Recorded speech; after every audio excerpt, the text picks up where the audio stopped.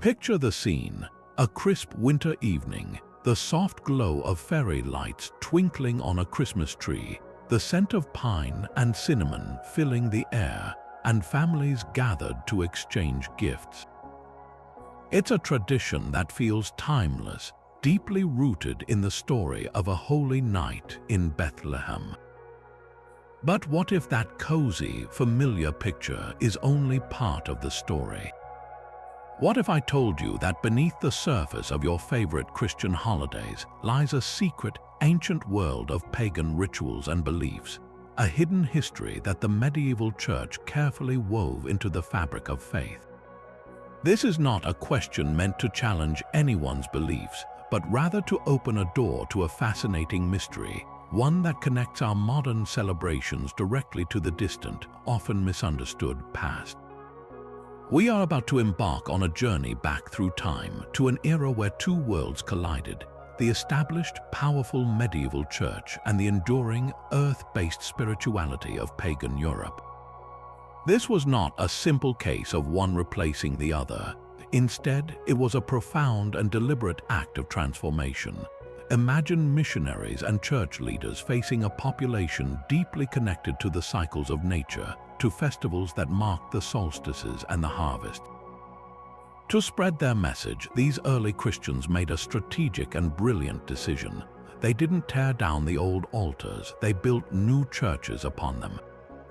They didn't forbid the ancient celebrations, they gave them new names and new meanings, creating a powerful blend of tradition and faith that has lasted for centuries. This video is your invitation to unravel that mystery. We will pull back the curtain on the hidden pagan roots of Christian holidays, exploring how symbols we take for granted, the Christmas tree, the Easter egg, even the very dates we celebrate, are often direct descendants of much older traditions. We will discover how Yule logs, mistletoe, and springtime fertility rites were seamlessly incorporated into the Christian calendar, creating a rich tapestry where folklore and scripture are intertwined. This is a story of adaptation, of how human spirituality evolves, and how the echoes of our ancestors' celebrations still resonate in our homes today. So settle in as we begin a detective story that spans over 1,000 years, promising to reveal the astonishing secrets hidden in plain sight within the holidays we all know and love. To understand this great cultural override, we need to step into the shoes of those early Christian missionaries. They were entering lands where spirituality was not found in a book, but written across the landscape itself. For the Celtic, Germanic, and Norse peoples of Europe, the divine was present in the whisper of the forest, the strength of the oak tree, and the turning of the seasons. Their calendar was marked by powerful festivals that celebrated the solstices, the equinoxes, and the harvest's moments of critical importance for survival. These were not mere parties, they were essential rituals to honor the gods who controlled the sun, the soil, and the fertility of their flocks and fields. This was a worldview deeply connected to the earth, and its traditions were ancient and unshakable. Confronted with such deeply rooted beliefs, the church faced a monumental challenge. A direct, confrontational approach of simply banning these celebrations would have been futile, likely fostering resentment and driving conversion efforts underground. Instead, church leaders, including Pope Gregory the Great in the 6th century, advocated for a far more strategic and psychologically astute method. He famously advised missionaries not to destroy the pagan temples, but to purify them with holy water, break the idols, and build altars to house Christian relics. The principle was clear: do not erase the familiar, but redirect its purpose. This policy, which scholars later called interpretatio Christiana, the Christian interpretation, was a masterstroke of cultural diplomacy. It was the decision to baptize the pagan world rather than to obliterate it. The reasons for this were profoundly practical. For the average farmer, the idea of abandoning the midwinter festival that promised the sun's return would have been terrifying. Why would they give up the rites that ensured light and life would continue? The church's ingenious solution was to say, in effect, you are right to celebrate the return of light. But the true light you are honoring is the light of Christ, the Son of God, born into the world. By overlaying Christian significance onto these pre-existing holidays, the Church provided a smooth and understandable transition for new converts. They could keep their feasts, their bonfires, and their community gatherings. They simply needed to learn the new story behind them. This was not just about making conversion palatable. It was about ensuring it would stick, weaving the new faith into the very fabric of daily and seasonal life. This strategic override created a powerful continuity, allowing ancient traditions to survive for centuries, hidden safely within the rituals of the new religion. This strategy of cultural absorption is perhaps nowhere more vivid than in the transformation of a dark, cold Germanic winter into the bright, familiar holiday we know as Christmas. Long before the nativity story reached the northern forests, people were already gathering to confront the deepest point of winter. Their celebration was called Yule, a sprawling 12-day festival that began at the winter solstice. This was not just a party, it was a vital act of communal defiance against the encroaching darkness and cold. The sun had reached its lowest point in the sky, and the world seemed to hold its breath. The central question for these communities was a matter of life and death. Would the light and warmth return? Yule was their answer, a powerful series of rituals designed to encourage the sun's rebirth and ensure survival until spring. The symbols of Yule were deeply practical, yet charged with spiritual meaning. At the heart of the feast was the Yule log, a massive, specially selected oak or ash tree trunk that was brought into the great hall with great ceremony. It was lit from the embers of the previous year's log, creating a tangible link between generations. This was not merely for warmth. The continuous fire was believed to possess magical properties, offering protection against evil spirits that were thought to roam freely during the long, dark nights. The log would burn slowly for the entire 12 days, its light and heat a miniature sun within the home, a promise that the great sun outside would also rekindle. Alongside the log, evergreens like pine, fir, and holly held a place of honor. In a landscape where every other tree stood bare and seemingly dead, these plants alone defiantly retained their color and life. They were brought indoors and woven into decorations as powerful charms, symbols of enduring life and a potent defense against the malevolent forces of winter. Most significant of all was the veneration of the tree itself. For Germanic tribes, certain trees were not just plants, they were sacred entities, dwelling places of spirits and direct connections to the gods. The mighty oak of Thor, or Donner's oak, was a famous example, a central point of worship until it was famously cut down by the missionary Saint Boniface in the 8th century. According to legend, Boniface then pointed to a small fir tree growing from the oak's roots, declaring it a symbol of the new, everlasting God.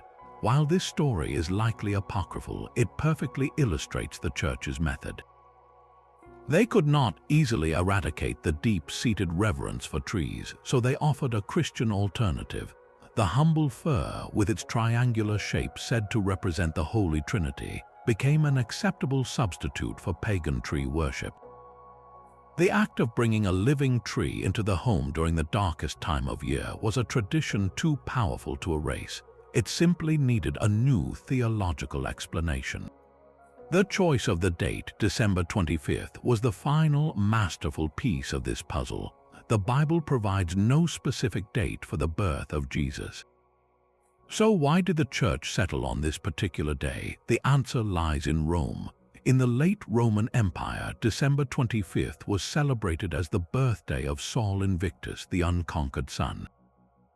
This state-sponsored holiday marked the solstice and the gradual return of daylight, a concept easily understood across the empire. By placing the birth of Christ, whom they called the light of the world, on this exact date, the Church directly co-opted a powerful existing holiday. They were making a profound statement. You are not celebrating the rebirth of the sun, but the birth of the Son. This alignment allowed converts to seamlessly transfer their festive energy from a celestial body to a divine savior. Over centuries, these elements, the Yule log, the protective evergreens, the sacred tree, and the solstice date slowly merged. The Germanic traditions, filtered through a Christian lens, spread across Europe. The Yule log transformed into a Christmas dessert or a smaller decorative piece, while the evergreen branches evolved into wreaths and garlands and the pagan tree worship. It found its most enduring form in the Christmas tree, the custom of decorating a fir tree with lights and ornaments, a tradition that blossomed in Germany during the Renaissance and was popularized by Queen Victoria and Prince Albert in the 19th century, is a direct and stunning descendant of those ancient solstice rites. When we gather around a glittering Christmas tree today, we are participating in a tradition that is far older than Christianity itself, a timeless human ritual of bringing light and life into the heart of winter, now layered with 2,000 years of new meaning. But while the northern Europeans were confronting the darkness with Yule logs and sacred trees, a very different kind of winter celebration was in full swing to the south, in the heart of the Roman Empire. If Yule was a solemn appeal to the forces of nature, the Roman festival of Saturnalia was its boisterous, chaotic opposite, a week-long explosion of social upheaval that would leave a permanent mark on the Christmas spirit. Beginning around December 17th and lasting until the 23rd, Saturnalia was a holiday in honor of Saturn, the god of agriculture and time. It was a celebration of the bounty of the harvest now stored away, and a temporary suspension of the rigid social order that defined Roman life. For a few glorious days, the entire world was turned upside down. The most striking feature of Saturnalia was its deliberate and sanctioned role reversal. Masters would serve meals to their slaves, who were not only permitted but encouraged to speak their minds without fear of punishment. Gambling, normally illegal, was allowed in public. A lord of misrule, often a low-born citizen or even a slave, was elected to preside over the festivities, his whimsical and often ridiculous commands to be obeyed by all, high and low. This wasn't just about letting off steam, it served a profound social purpose. By temporarily inverting the hierarchy, Saturnalia acted as a pressure valve for a deeply stratified society. It allowed for a controlled release of tensions, reinforcing the normal social structure by providing a brief, cathartic escape from it. The message was clear: for a limited time, everyone was equal in celebration. This spirit of inversion extended directly into the traditions we now associate with Christmas cheer. The Romans exchanged small, inexpensive gifts known as sigillaria. These were often terracotta figurines, candles, or wax fruit. The emphasis was not on extravagance but on the gesture itself, a token of goodwill and friendship. Homes were decorated with green wreaths and branches, and candles were lit, their flames pushing back against the winter gloom in a symbolic battle of light against darkness. The streets were filled with music, laughter, and the sounds of public feasting. Io Saturnalia was the joyous cry that echoed through the cities, a greeting of pure, unadulterated revelry. When Christianity became the official religion of the Roman Empire, the Church faced a dilemma with Saturnalia. Its popularity was immense, and its dates sat uncomfortably close to the newly established celebration of Christ's birth on December 25th. The Church could not simply ignore it or stamp it out. Instead, they applied the same strategy of reinterpretation. The festive atmosphere, the gift-giving, the emphasis on light and community, these were all positive elements that could be channeled toward a Christian purpose. The charitable spirit of Saturnalia, where the wealthy were expected to be generous to the poor, aligned perfectly with Christian teachings of charity and love for one's neighbor. The candles could now symbolize the light of Christ entering the world. However, the Church drew a firm line at the more chaotic and licentious elements of the pagan festival. The role reversal, the public drunkenness, and the general debauchery were seen as incompatible with the solemnity of the holy day. medieval church leaders repeatedly issued decrees and sermons aimed at curbing these excesses, attempting to transform the wild party into a more reverent observance.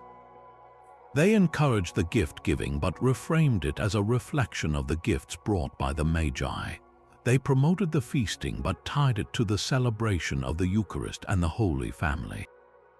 This was a centuries-long process of negotiation between clerical authority and popular tradition.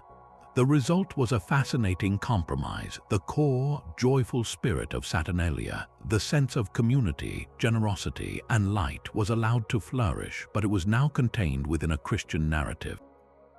The loud cry of Io Saturnalia slowly faded, but its essence lived on, woven into the very fabric of Christmas merriment, reminding us that the holiday's history is as much about Roman revels as it is about silent nights.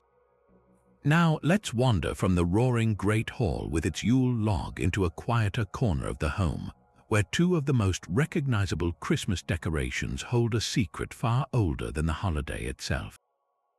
Hanging above a doorway, a sprig of mistletoe with its waxy white berries, and arranged on the mantel, the sharp, dark green leaves and bright red berries of holly. We hang them almost without thinking, part of the cheerful backdrop of the season. But for the ancient Celts, these were not simple decorations. They were among the most sacred and powerful plants in the entire natural world, central to the rituals of the Druids, the learned priestly class. The story of mistletoe is particularly extraordinary. Unlike other plants, mistletoe does not grow from the earth. It is a hemiparasite, living high in the branches of trees, most reverently in the limbs of the mighty oak. To the Druids, this was a plant of profound mystery and power, because it grew between the earth and the sky, never touching the ground, and remained green throughout the winter while the host tree stood bare. It was seen as the soul of the tree, a divine manifestation of life persisting in the face of death. It was considered a gift from the gods, and most specifically, it was sacred to the Celtic god of the sky, the sun, and healing. The most important Druidic ritual of the year centered on its harvest, which was an event of immense solemnity and precision. This harvesting ceremony took place on the sixth night after the winter solstice, a time considered especially potent. The Druids would not simply cut the mistletoe, they performed an elaborate rite. A white-clad priest would ascend the oak tree and, using a specially crafted golden sickle, carefully cut the mistletoe. The use of gold was crucial, as iron was considered a base metal that would offend the plant's spirit. The mistletoe had to be caught in a pure white cloth before it ever touched the ground, preserving its sacred purity. It was then divided among the people, who would hang it over their doorways as a powerful talisman. This sprig was believed to ward off evil spirits, protect the home from lightning and fire, and even serve as an antidote to poisons. But its most potent association was with fertility and vitality. The plant's sticky white berries were seen as a symbol of semen, and its enduring life in winter linked it directly to the promise of renewed abundance and propagation in the coming spring. Holly, with its tough, spiny leaves and vibrant red berries, carried a different but equally important magic. Its evergreen nature made it a symbol of eternal life, but its primary function was protection. The sharp points of the leaves were thought to be exceptionally effective at snagging and impaling malevolent spirits before they could enter a home.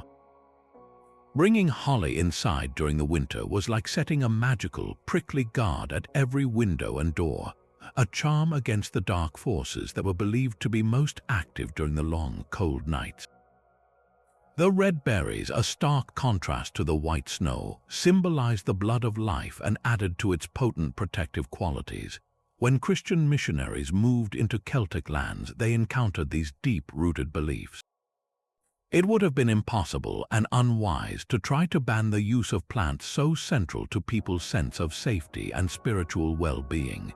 So, the Church once again employed its strategy of reinterpretation. The white berries of the mistletoe were said to symbolize the purity of Christ, and the plant itself was sometimes called a symbol of the cross, though this was a tenuous link given its pagan power. More effectively, the church promoted holly, finding its sharp leaves a convenient metaphor for the crown of thorns, and its red berries for the drops of blood shed by Jesus. Holly could be more easily integrated into the Christian narrative, and it became known as Christ's thorn. But the mistletoe proved more stubborn. Its associations with pagan magic were so strong that in many parts of medieval Europe, it was actually banned from churches entirely. It was tolerated in the home, however, its old meaning slowly fading into folklore. The practice of kissing under the mistletoe is the most direct and fascinating echo of its original significance. This seemingly innocent Victorian custom is almost certainly a faint, sanitized remnant of the plant's potent fertility magic. In some regional traditions, a berry was plucked with each kiss, and when the berries were gone, the kissing privilege ended, a clear, if playful, link to rituals of abundance and propagation. So, when you stand beneath the mistletoe today, you are not just participating in a bit of holiday fun. You are standing in the shadow of a 2,000-year-old druidic rite, a whisper of a time when a plant growing between heaven and earth was believed to hold the very key to life, peace, and protection. Just as the midwinter celebrations were transformed, the arrival of spring presented the medieval church with another powerful set of pagan traditions that needed a new Christian identity. If Christmas was a story of conquering darkness, then Easter became the story of conquering death itself, and its most beloved symbols, the egg and the rabbit, carry a secret history that long predates the empty tomb. The very name Easter provides our first major clue.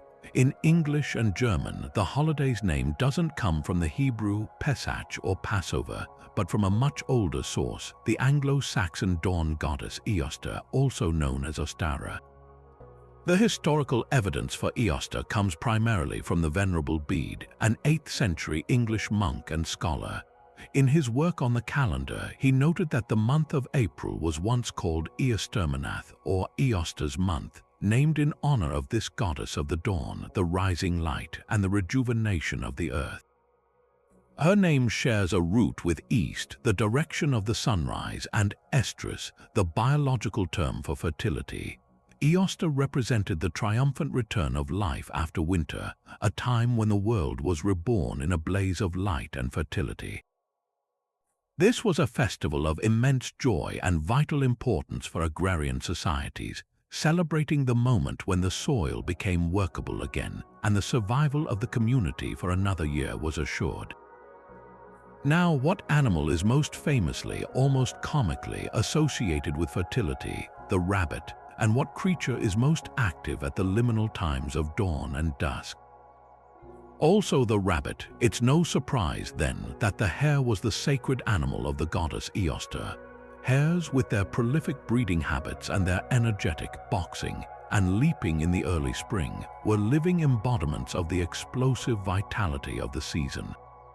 They were seen as magical creatures in many pre-Christian European cultures, often associated with the moon and with shapeshifting.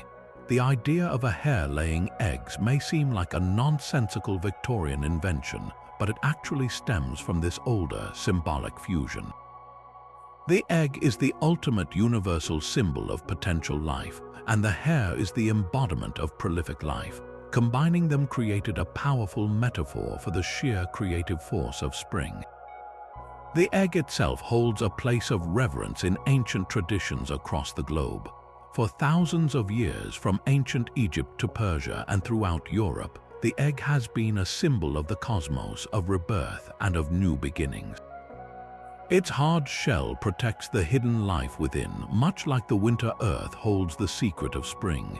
Decorating eggs is an ancient practice, a way of honoring this sacred object. People would color them with natural dyes, onion skins for gold, beets for red, and use them in rituals to ensure fertility for their families, their livestock, and their fields. These brightly colored eggs were not merely pretty, they were charms, potent symbols of hope and life meant to encourage the sun's warmth and the earth's abundance. When Christian missionaries arrived in Anglo-Saxon England and Germanic territories, they encountered the vibrant festival of Eoster. they couldn't eradicate the joy and relief that came with the spring equinox any more than they could ban the winter solstice. Instead, they performed the same act of spiritual alchemy. The celebration of Easter's return was seamlessly redirected to celebrate the resurrection of Jesus Christ. The timing was perfect. Both events are about a miraculous return to life after a period of darkness and stillness. The dawn that Easter brought each day became the sun, who rose from the grave at dawn on the first day of the week. The name of the pagan festival was so deeply embedded in the culture that it was adopted for the Christian holiday, forever linking the two in our language. The symbols were then systematically reinterpreted. The egg, that ancient symbol of natural life, was given a profound new theological meaning. It became a metaphor for the tomb of Christ, a seemingly lifeless, sealed object from which life bursts forth gloriously. The tradition of dyeing eggs red in particular became popular in Eastern Orthodox communities, symbolizing the blood of Christ shed on the cross, with the hard shell representing the sealed tomb and the cracked egg representing his resurrection. The Lenten practice of abstaining from eggs and then feasting on them on Easter Sunday reinforced this idea of a joyous release from deprivation, a tangible experience of renewal. As for the hair, its transformation is perhaps the most charming and subtle. The medieval church was often uncomfortable with the hair's overt sexual symbolism, but they couldn't dismiss its connection to the spring festival. Over time, the wild, mystical hare evolved into the more domesticated, gentle Easter bunny. This figure, first appearing in German folklore in the 1600s, became a judge of character, much like Saint Nicholas, deciding which children deserved treats.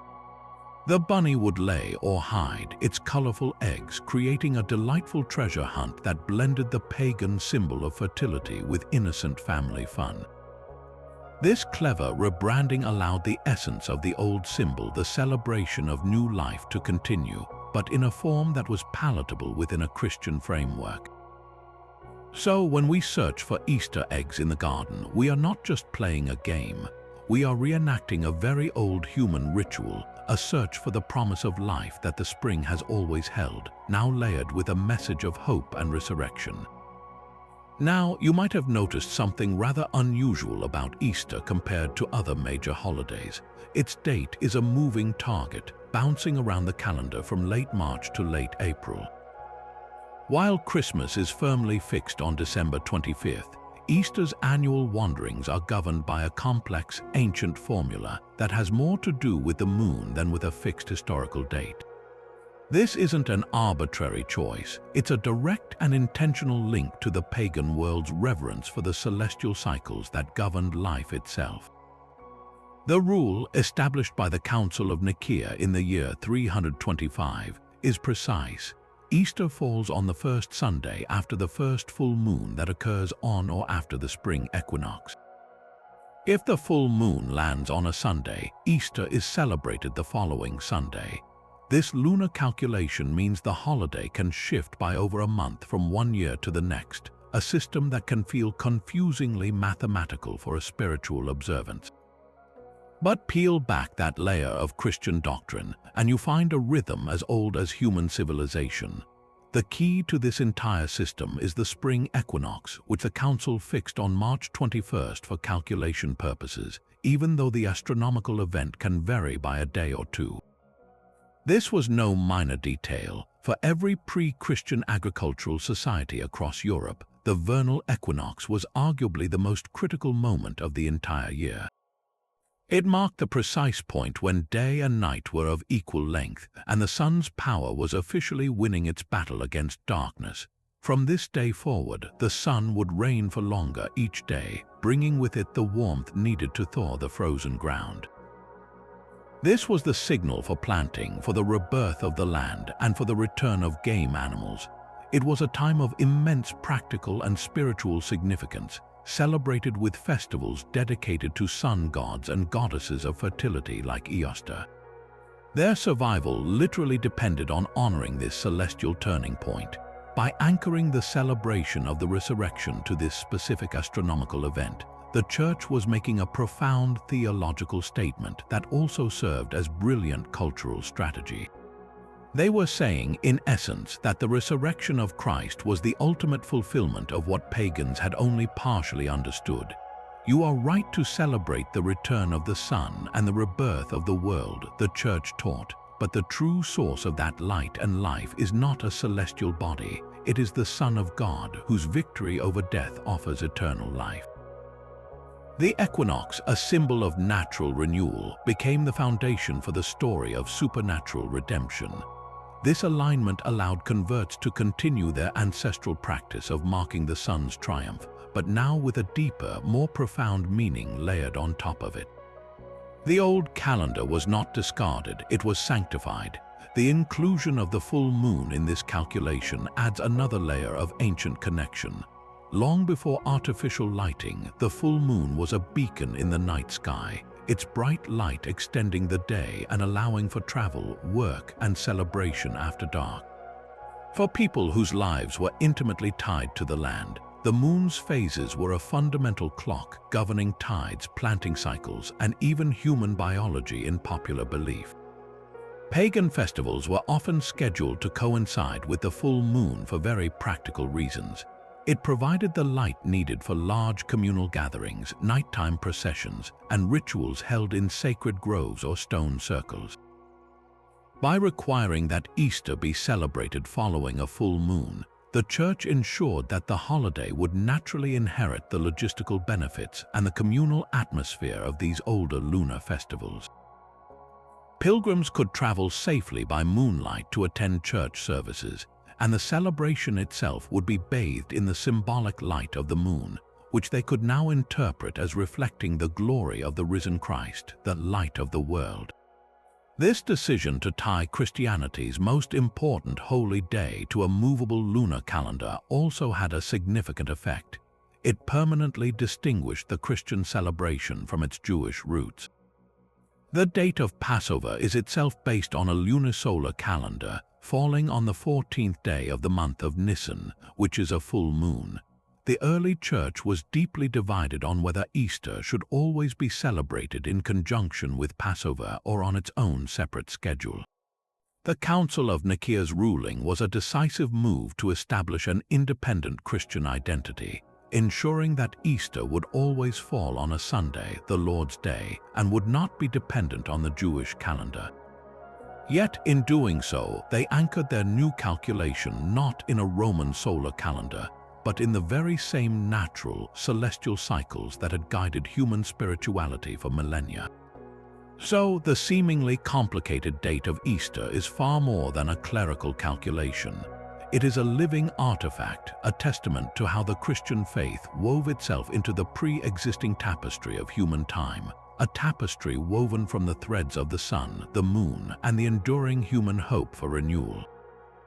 While the date of Easter ties the holiday to the celestial dance of the sun and moon, some of its most dramatic and visually stunning traditions are rooted firmly in the element of fire. Across Europe, the arrival of spring was historically marked not just by longer days, but by the blazing light of massive community bonfires, a practice the Church would masterfully channel into one of its most sacred ceremonies. Imagine the landscape of early medieval Germany or the British Isles on the eve of the spring equinox. The last of the winter's snow might still cling to the shadows, but the air carries a new warmth. On hilltops across the countryside, great piles of wood and brush are assembled, waiting for darkness to fall. As twilight deepens, the first flame is kindled, and soon a chain of beacons flares to life, their light pushing back the night in a dramatic communal act of defiance. These were not simple campfires for warmth, they were ritual fires charged with immense spiritual significance. For pagan tribes, these spring fires served several vital purposes, all connected to the urgent need to encourage the sun's full return and the earth's awakening. The most immediate function was sympathetic magic. By creating a miniature, controllable sun on Earth, people believed they could magically strengthen the real sun in its journey across the sky. The brighter and taller their fires burned, the more potent the sun's rays would become, ensuring the crops would grow and the herds would thrive. Secondly, fire was a great purifier. The long, stagnant winter was seen as a time when malevolent spirits and lingering illnesses gathered strength. Leaping through the flames or driving livestock between two large bonfires was believed to cleanse both people and animals of these impurities, ensuring health and fertility for the coming year. The smoke itself was thought to carry prayers and blessings up to the gods. In many Germanic traditions, these fires were dedicated to the goddess Ostara, a plea for her light and vitality to fully blossom across the land. The Christianization of this powerful fire tradition did not involve its suppression, but rather its profound repositioning at the very heart of the Easter celebration. The most magnificent example of this is the Easter Vigil, the most important liturgy of the entire Christian year, which takes place after nightfall on Holy Saturday. The service begins in total darkness, a representation of the world without Christ, shrouded in the gloom of sin and death. Then, outside the church, a new fire is kindled. This act itself is a direct continuation of the pagan rite, but it is immediately given a new interpretation. The priest blesses the fire, proclaiming it as a symbol of Christ, the light of the world, who has conquered the darkness of death. From this new fire, the paschal candle is lit. This is no ordinary candle. It is a massive, often beautifully decorated pillar of wax symbolizing Christ himself. What happens next is a ceremony of breathtaking symbolism. The priest or deacon carries the single lit paschal candle into the pitch-black church. As he processes down the aisle, he stops 3 times, raising the candle and singing, "Lumen Christi," light of Christ. Each time the congregation responds, "Deo gratias." Thanks be to God. With the first stop, a few individual candles held by the faithful are lit from the paschal flame. With the second, more candles are lit, and by the third, the light has spread throughout the entire congregation, until the dark church is filled with a warm, glowing light emanating from hundreds of individual flames. This beautiful ritual, known as the Lucinarium or Service of Light, is the perfect Christian counterpart to the pagan hilltop beacons. It transforms the communal act of lighting a fire from a plea to a nature goddess into a proclamation of shared faith. The light is no longer something humans create to encourage the sun. It is a divine gift received and shared, representing the resurrection, spreading hope throughout the world. The paschal candle then remains lit throughout the 50 days of the Easter season, a constant presence in the church, just as the Yule log once burned continuously in the pagan hall. It is used to bless the water for baptism, linking the light of Christ to the cleansing waters of new life, and it will stand beside the casket at funerals, a promise of eternal life. This single candle absorbs all the symbolic power of the spring bonfire's purification, new life, victory over darkness, and refocuses it on the Christian narrative. The scattered hilltop fires honoring many gods were replaced by a single, centralized fire representing one god, its light meticulously and ceremonially shared with the entire community of believers. This was the ultimate act of interpretatio Christiana, taking a widespread, deeply felt pagan practice and weaving it so seamlessly into the fabric of Christian worship that its ancient power now serves a new theological purpose, allowing the primal human comfort of firelight to illuminate a story of resurrection. This practice of carrying the light of Christ into the church finds a fascinating parallel just 1 week earlier on Palm Sunday, where the focus shifts from fire to foliage. The image is a familiar one in Christian tradition, congregations processing into a church holding palm branches or, in many colder climates, branches of willow, yew, or boxwood. This reenacts Jesus' triumphant entry into Jerusalem, where crowds laid down palm fronds before him. But if we listen closely to the rustle of those leaves, we can hear a much older sound, the whisper of 1,000 springs, and the footsteps of ancient farmers walking their fields with boughs in hand, performing a ritual as old as agriculture itself. Long before the story of Jerusalem was told, the vernal equinox was a moment of intense anxiety and hope for communities across Europe. The sun had officially returned, but the true test was still to come. Would the seeds germinate? Would the rains arrive? To encourage this process, people engaged in sympathetic magic, a belief that by mimicking the desired outcome, they could influence the forces of nature. One of the most widespread of these rites was the spring procession. Villagers would walk the boundaries of their fields and through their settlements, carrying fresh-cut green branches and early spring flowers. This was not a casual stroll, it was a powerful act of enchantment. By carrying the vibrant, living energy of the newly awakened forest, they were quite literally bringing the spirit of growth and fertility directly to the soil. They were showing the earth what they wanted it to do, to be as green and fruitful as the branches in their hands. In some traditions, these branches were used to gently whip the legs of young women and livestock, not as punishment, but as a charm to transfer the vital energy of the greenery to ensure fertility and a healthy offspring. The procession was a communal prayer for abundance, a physical spell cast upon the land. These equinox celebrations were dedicated to a pantheon of gods and goddesses associated with spring, fertility, and the returning sun. The Romans had their festival of Cybele, the Great Mother, whose rites involved processions with pine trees. Germanic peoples honored various deities of the forest and field. The act was universal because the need was universal. The very survival of the community depended on the success of the coming planting season, and no effort, no matter how ritualistic, was spared to secure a bountiful harvest. The green branches were more than symbols, they were conduits of life force, chosen specifically because they were among the first plants to show signs of life after the long winter. When Christianity spread into these regions, the Church encountered this deeply ingrained seasonal practice. A procession welcoming spring was as natural and necessary to these communities as breathing. To forbid it would have been to reject a fundamental part of their relationship with the world. Instead, the Church offered a new context, a new story that could harness the power of the old ritual.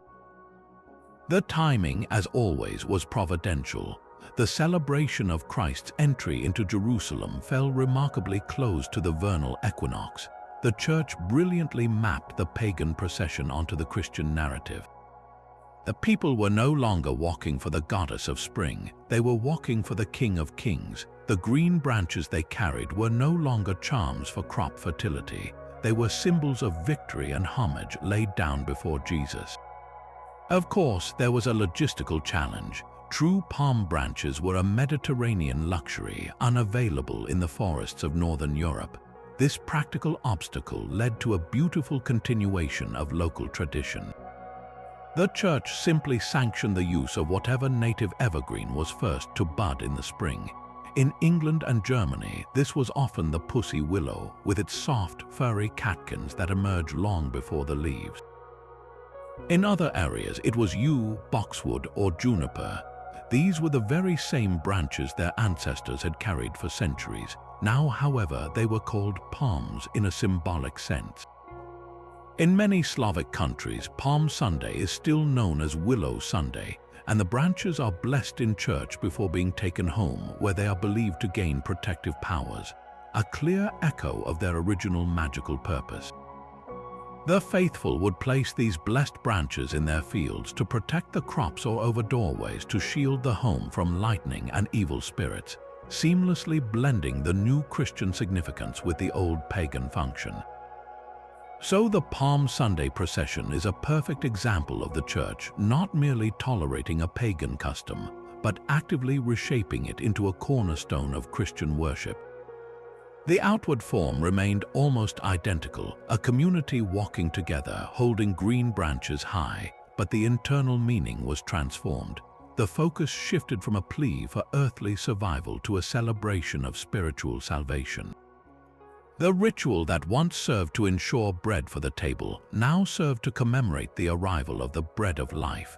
Yet, in the rustle of the willow branches and the scent of fresh yew, the ancient hope for renewal still resonates, a timeless human impulse to greet the returning sun with something living in our hands.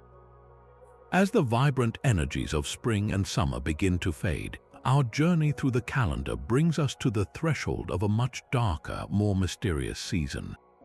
After the life-affirming celebrations of Easter and the sun worship of midsummer, the ancient European world turned its attention to the inevitable decline into winter, a time that was not merely cold but spiritually potent. If the spring equinox was about the joy of life's return, the autumn counterpart was a solemn acknowledgement of death's dominion, a concept that would profoundly shape one of Christianity's most evocative holidays. To understand the origins of All Saints and All Souls' Day and the modern Halloween, we must travel back to a time before these names existed, to the heart of the Celtic world and their great festival of Samhain.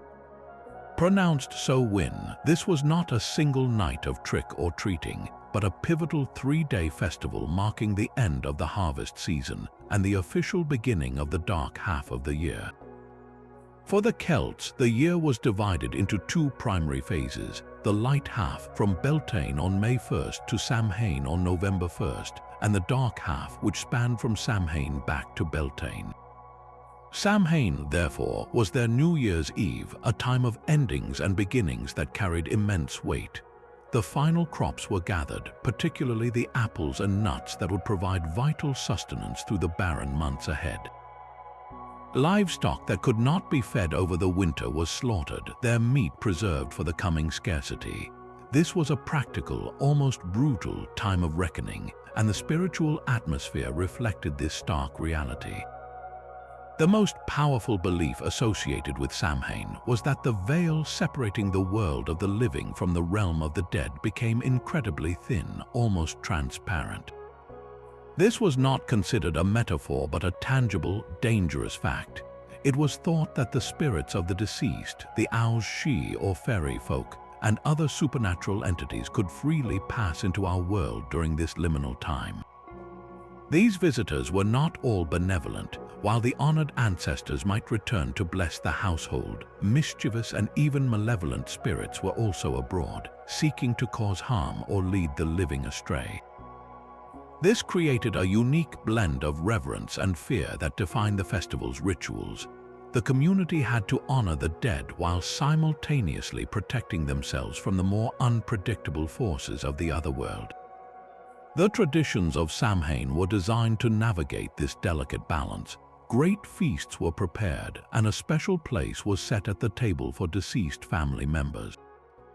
Food and drink were left out on doorsteps as offerings to appease wandering spirits, a practice meant to encourage their goodwill and ensure they would move on without causing trouble. But this was also a time for divination, as the thin veil was believed to make the future easier to see. Young people, particularly, would engage in rituals to foretell their romantic fortunes, often involving apples, a sacred fruit associated with immortality. They would peel an apple in one long strip and toss it over their shoulder, believing the shape it formed would reveal the initial of their future spouse, or they would bob for apples in a tub of water, the first to succeed being the next to marry. Perhaps the most important communal act was the lighting of bonfires. These were not the joyful beacons of spring, but necessary protective fires. All the hearth fires in the village were extinguished, symbolizing the encroaching darkness of winter. Then the Druids would kindle a great sacred bonfire using a wheel of friction, and from this central flame, every household would relight their own hearth. This ritual bound the community together under a shared source of light and protection. The fire itself was believed to possess cleansing power, and people would often walk between two bonfires with their livestock to purify them before the long confinement of winter. The bones of the slaughtered animals were sometimes cast into the flames, giving rise to the term bonfire, a potent sacrifice to the gods for protection during the treacherous months ahead. It was a time of both solemn remembrance and necessary caution, a collective holding of breath as the world slipped into shadows. Faced with the deep-seated power of Samhain, the medieval church once again deployed its most effective strategy, sanctification through overlay. In the 8th century, Pope Gregory III dedicated a chapel in St. Peter's Basilica to all the saints and officially established All Saints' Day, also known as All Hallows' Day, on November 1st. A century later, Pope Gregory IV expanded the observance to the entire church. This was a deliberate and brilliant move. By placing a major Christian feast day directly on the date of the pagan New Year, the church offered a compelling alternative. The focus was shifted from fearing restless spirits to honoring the triumphant souls in heaven, the saints and martyrs who had achieved eternal life. The night before, October 31st, naturally became known as All Hallows' Eve, which would eventually contract into the word Halloween. But the church went even further. In the 10th century, the Benedictine abbot Saint Odilo of Cluny instituted All Souls' Day on November 2nd, a day dedicated to praying for all the faithful departed, especially those souls still being purified in purgatory. This created a 3-day spiritual period from the eve to the Day of the Dead that mirrored the Celtic understanding of Samhain as a liminal time for the spirits. The crucial difference was the Church's message of hope and intercession. Instead of a terrifying night when the dead might harm you, it became a solemn season where the living could actively help their deceased loved ones through prayer, almsgiving, and masses. The communal feasts of Samhain were transformed into charitable acts for the poor, who would in turn pray for the souls of the benefactors' families. Yet, despite this powerful theological reframing, the older, primal customs of Samhain proved incredibly resilient, refusing to disappear entirely. They simply went underground, persisting in folk practices that the Church often tolerated as long as they were superficially Christianized. The most vivid example of this survival is the ancient tradition of guising. Remember the Samhain belief that malevolent spirits and fairies roamed the earth on that night. People believed that if you encountered one of these creatures, you might be kidnapped or led astray forever. To avoid this fate, they developed a clever defense disguise. Villagers would dress in animal skins or wear grotesque masks made from carved turnips, not to scare others, but to blend in with the spirits. The idea was to make oneself unrecognizable as a living human, thus passing safely through the supernatural crowd. This practice of disguising evolved over centuries. By the late medieval period, especially in Ireland and Scotland, it had transformed into a custom called guising or mumming. Now, it was often children and poor adults who would dress in costumes and go door to door. But they didn't just ask for handouts, they had to earn their treat. They would sing a song, recite a poem, or offer a prayer for the souls of the household's dead relatives. This performance was a form of entertainment and a spiritual service. In exchange, they would receive food, nuts, or coins. The modern tradition of trick-or-treating is a direct, albeit simplified, descendant of this exchange. The trick aspect harks back to the old fears of mischief-making spirits that had to be appeased, while the treat was the payment for a service rendered, a small offering to ensure good fortune and protection. The other crucial piece of this puzzle is the humble soul cake. On All Souls' Day, it was a common Christian practice in England for the wealthy to give out small, spiced cakes with a cross marked on top to the poor who came to their doors. These were called soul cakes, and they were given in exchange for a promise. The recipients would pray for the giver's departed loved ones, hastening their journey through purgatory to heaven. This was known as souling, and it could be a lifeline for the destitute. Groups of soulers, often children, would go from house to house, singing a specific song that pleaded for charity. One traditional version went, a soul cake, have mercy on all Christian souls for a soul cake. The more cakes they received, the more prayers they would offer. This tradition beautifully merges the Christian concept of charity and prayer for the dead with the older Samhain practice of leaving out food as an offering to appease spirits. The soul cake was in effect an offering that had been ritualized and given a clear theological purpose. yet it still served the ancient function of maintaining a positive relationship with the unseen world during this thin-veiled time. When children today dress as ghosts and goblins and receive candy, they are unknowingly participating in a tradition that spans over a millennium, a fascinating blend of Celtic spirit lore and medieval Christian charity that has somehow survived into the modern age. And so we return to the heart of winter, to the warmth and light of the Great Hall where our exploration of Christmas began. We've seen how the tree and the greenery were brought inside, but a celebration is not complete without a feast. This was not just a meal, it was the climax of the Yule season, a ritual of consumption that held deep spiritual significance, and its most iconic centerpiece reveals a story of pagan sacrifice transformed into Christian celebration. Picture the scene in a medieval great hall, the fire roaring, the Yule log burning brightly, and the air thick with the scent of roasting meat and spiced ale. At the center of it all, borne into the hall on a great platter with tremendous ceremony, was the boar's head garlanded with holly and rosemary, its tusks gleaming. This was more than just an impressive dish. It was a powerful, ancient symbol, a direct link to the pre-Christian world. In the pagan beliefs of the Norse and Anglo-Saxons, the wild boar was no ordinary animal. It was a creature of immense strength, ferocity, and, most importantly, fertility. Its ability to root through the frozen earth and its prodigious capacity to reproduce made it a living embodiment of the life force that people desperately hoped would return to the world. The boar was particularly sacred to the god Freya, the Norse deity of peace, prosperity, and virility. Freya, who rode a golden bristled boar named Gullinbursti, was a god of the harvest and the land's abundance. To ensure his favor for the coming year, a solemn sacrifice was performed. The finest boar from the herd was chosen, and oaths were sworn upon its bristles before it was ritually slaughtered and dedicated to the god. The act of consuming its meat was not merely about sustenance, it was a sacred communion. By eating the boar, the community believed they were literally ingesting the strength and fertility of the animal, and by extension, the blessing of Freya himself.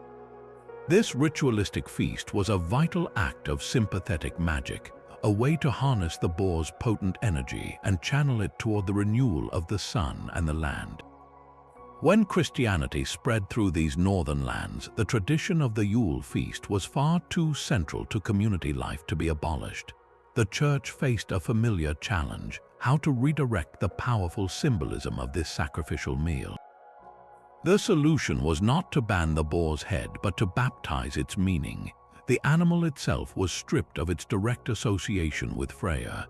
Instead of a sacrifice to a pagan god, the boar became a symbol of the triumph of Christ over sin and death. In medieval Christian symbolism, the boar was sometimes associated with the devil or with worldly dangers. Therefore, the act of ceremonially presenting and consuming the boar's head could be reinterpreted as a symbolic victory of good over evil, of Christ the Savior conquering the forces of darkness. The feast itself was reframed as a celebration of the birth of the Savior, a time for Christian charity and joyous gratitude to God for the provisions that would see them through the winter. The most charming and effective vehicle for this transformation was the development of the Boar's Head Carol. This popular medieval song, which likely originated at Oxford University, describes the procession of the boar's head into the hall, bedecked with bays and rosemary. The carol is a fascinating piece of cultural fusion. It is sung in Latin, the language of the Church, and includes a verse praising Christ for redeeming mankind. Yet the central image is undeniably pagan. The act of singing the carol while processing with the dish turned the entire event into a form of liturgical theater. The community could participate in the same cherished tradition their ancestors had, but now with words that gave it a new, acceptable Christian context. The carol became the new ritual that accompanied the meal, effectively overwriting the old pagan oaths with Christian praise. It allowed the symbol to persist while its spiritual meaning was fundamentally altered. This process of transformation was not always smooth or complete. In many rural areas, older beliefs lingered for centuries alongside the new Christian interpretations.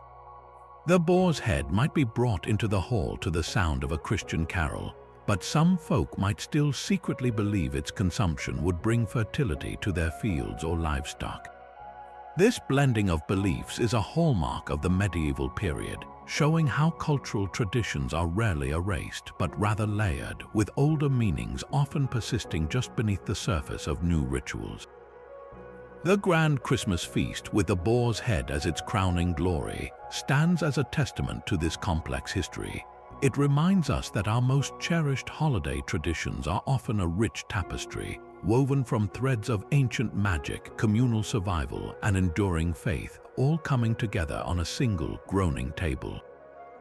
Even as the echoes of Christmas feasts faded, the deep winter held one more ancient celebration, a boisterous and vital ritual that bridged the gap between the old year and the new.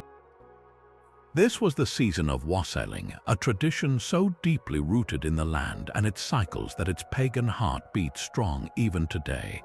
The very word wassail comes from the Old English toast "wes hail," meaning "be you healthy" or "be whole." But this was far more than a simple wish for good health. It was an incantation, a spell cast over a community and its livelihood, a direct appeal to the spirits of the orchard for survival. Wassailing took two distinct forms, both revealing a world view where the boundary between the human and natural worlds was thin and required active ritual maintenance. The first form is the one that might feel more familiar to us, the house-visiting wassail. Groups of villagers, often the poor and the young, would travel from door to door, carrying a special bowl filled with a hot, spiced ale punch known as wassail. This drink was a potent mixture, typically made with ale, roasted apples, sugar, spices like nutmeg and ginger, and sometimes even beaten eggs. Upon arriving at a home, the wassailers would sing loudly, beating on the door and demanding entry. Their songs were not the gentle carols we know today, but robust, demanding verses. One traditional wassailing song goes, "Here we come a wassailing among the leaves so green, here we come a wandering so fair to be seen. Love and joy come to you, and to you your wassail too, and God bless you and send you a happy new year." The message was clear: offer us hospitality or we will sing louder. In exchange for their song and good wishes, the wassailers expected to be rewarded with food, drink, or coins. This custom is the undeniable ancestor of our modern Christmas caroling, but it retains the edge of a much older, more transactional tradition. It was a form of ritualized begging that reinforced social bonds, where the wealthy were obligated to demonstrate charity to the less fortunate, ensuring communal goodwill for the year ahead. But the second, and arguably more fascinating form of wassailing took place not in the village, but out in the cold, dark orchards. The orchard wassail was a pure agricultural ritual, a ceremony of sympathetic magic aimed directly at the apple trees. The apple was not just a fruit, it was a cornerstone of life in medieval England. Apples provided fresh food, but more importantly, they were pressed into cider, the most common and safest beverage for all ages throughout the year. A poor apple harvest meant a winter of hardship. To ensure the tree's fertility, communities would gather in the orchard on the traditional wassailing nights, which were often Twelfth Night, January 5th, or Old Twelfth Night, January 17th. They would choose the largest and most productive tree in the orchard to be the king or queen of the grove, and the ceremony would begin. A piece of toast, soaked in the special wassail ale, would be carefully placed in the branches of the tree as an offering to the tree's spirit, a gesture meant to thank it for past harvests and encourage future ones. This is the origin of the term toast as we use it when raising a glass. We are literally offering a piece of soaked bread to the honor of someone, just as it was offered to the spirit of the tree. Then the gathered community would pour cider onto the roots of the tree, feeding it with the very product they hoped it would yield. The climax of the ritual was a tremendous, chaotic noise. People would shout, sing traditional wassailing rhymes, bang pots and pans, and even fire shotguns into the branches. This was not mere celebration, it had a vital, dual purpose. The primary aim was to awaken the tree spirit from its winter slumber, to startle it back to life so it would bear fruit. The secondary purpose was to frighten away any evil spirits that might be lurking in the bare branches, waiting to blight the coming blossom. In Somerset, England, one of the most preserved wassailing songs perfectly captures this intent. Apple tree, bear apples eno. Hang full of hats and full of caps, hats full, caps full, 3 bushel bags full. Hurrah! The song is a direct command, a plea for such abundance that the branches would be heavy enough to hold hats and caps. This ritual highlights a pagan worldview that persisted for centuries in rural Christian communities, a belief in animism. The idea that natural objects like trees possess a conscious spirit or soul that must be respected and appeased. The medieval church, while officially condemning such superstitions, often turned a blind eye to these practices, understanding that the survival of the community was intrinsically linked to the success of the harvest. They could not easily forbid a ritual that was seen as essential for putting food on the table and drink in the cup. The endurance of wassailing, with its loud, communal, and deeply pagan character, shows us the limits of the church's strategy of override. Some traditions were so practical, so vital to the rhythm of agricultural life, that they could not be fully absorbed into a Christian framework. Instead, they continued alongside it, a parallel stream of folk belief. When we hear Christmas carolers today, we are hearing a faint echo of the wassailers' demand for hospitality. And when we raise a glass and offer a toast, we are participating in a fragment of a much older rite, a time when the health of a community was believed to depend on the health of an apple tree, and a piece of soaked bread was an offering to the unseen forces that govern the turning of the year. From the shadowy rituals of Samhain and the hearty feasts of Yule, we now turn to the brightest point of the entire year, the summer solstice. As the sun reaches its zenith, bathing the world in the longest day and shortest night, we encounter yet another striking example of the Church's strategic calendar alignment. Just as the winter solstice became the backdrop for Christmas, the summer solstice was chosen for the celebration of the Nativity of St. John the Baptist on June 24th. This pairing is far from accidental. It represents one of the most theologically elegant overrites in the entire Christian calendar, a masterful blend of solar symbolism and scripture that transformed a raucous pagan festival into a solemn Christian feast. To understand the power of this transformation, we must first appreciate the sheer significance of the summer solstice for pre-Christian Europe. This was not just a long day, it was a moment of cosmic triumph. After 6 months of steadily increasing light, the sun had finally achieved its absolute peak. For agricultural societies, this was a time of both celebration and anxiety. The crops were planted and growing, but the most critical phase of their development lay ahead. The sun's intense power was necessary for the harvest, yet there was also a lurking fear that this power might wane too quickly, that the sun might begin its descent toward winter before its work was done.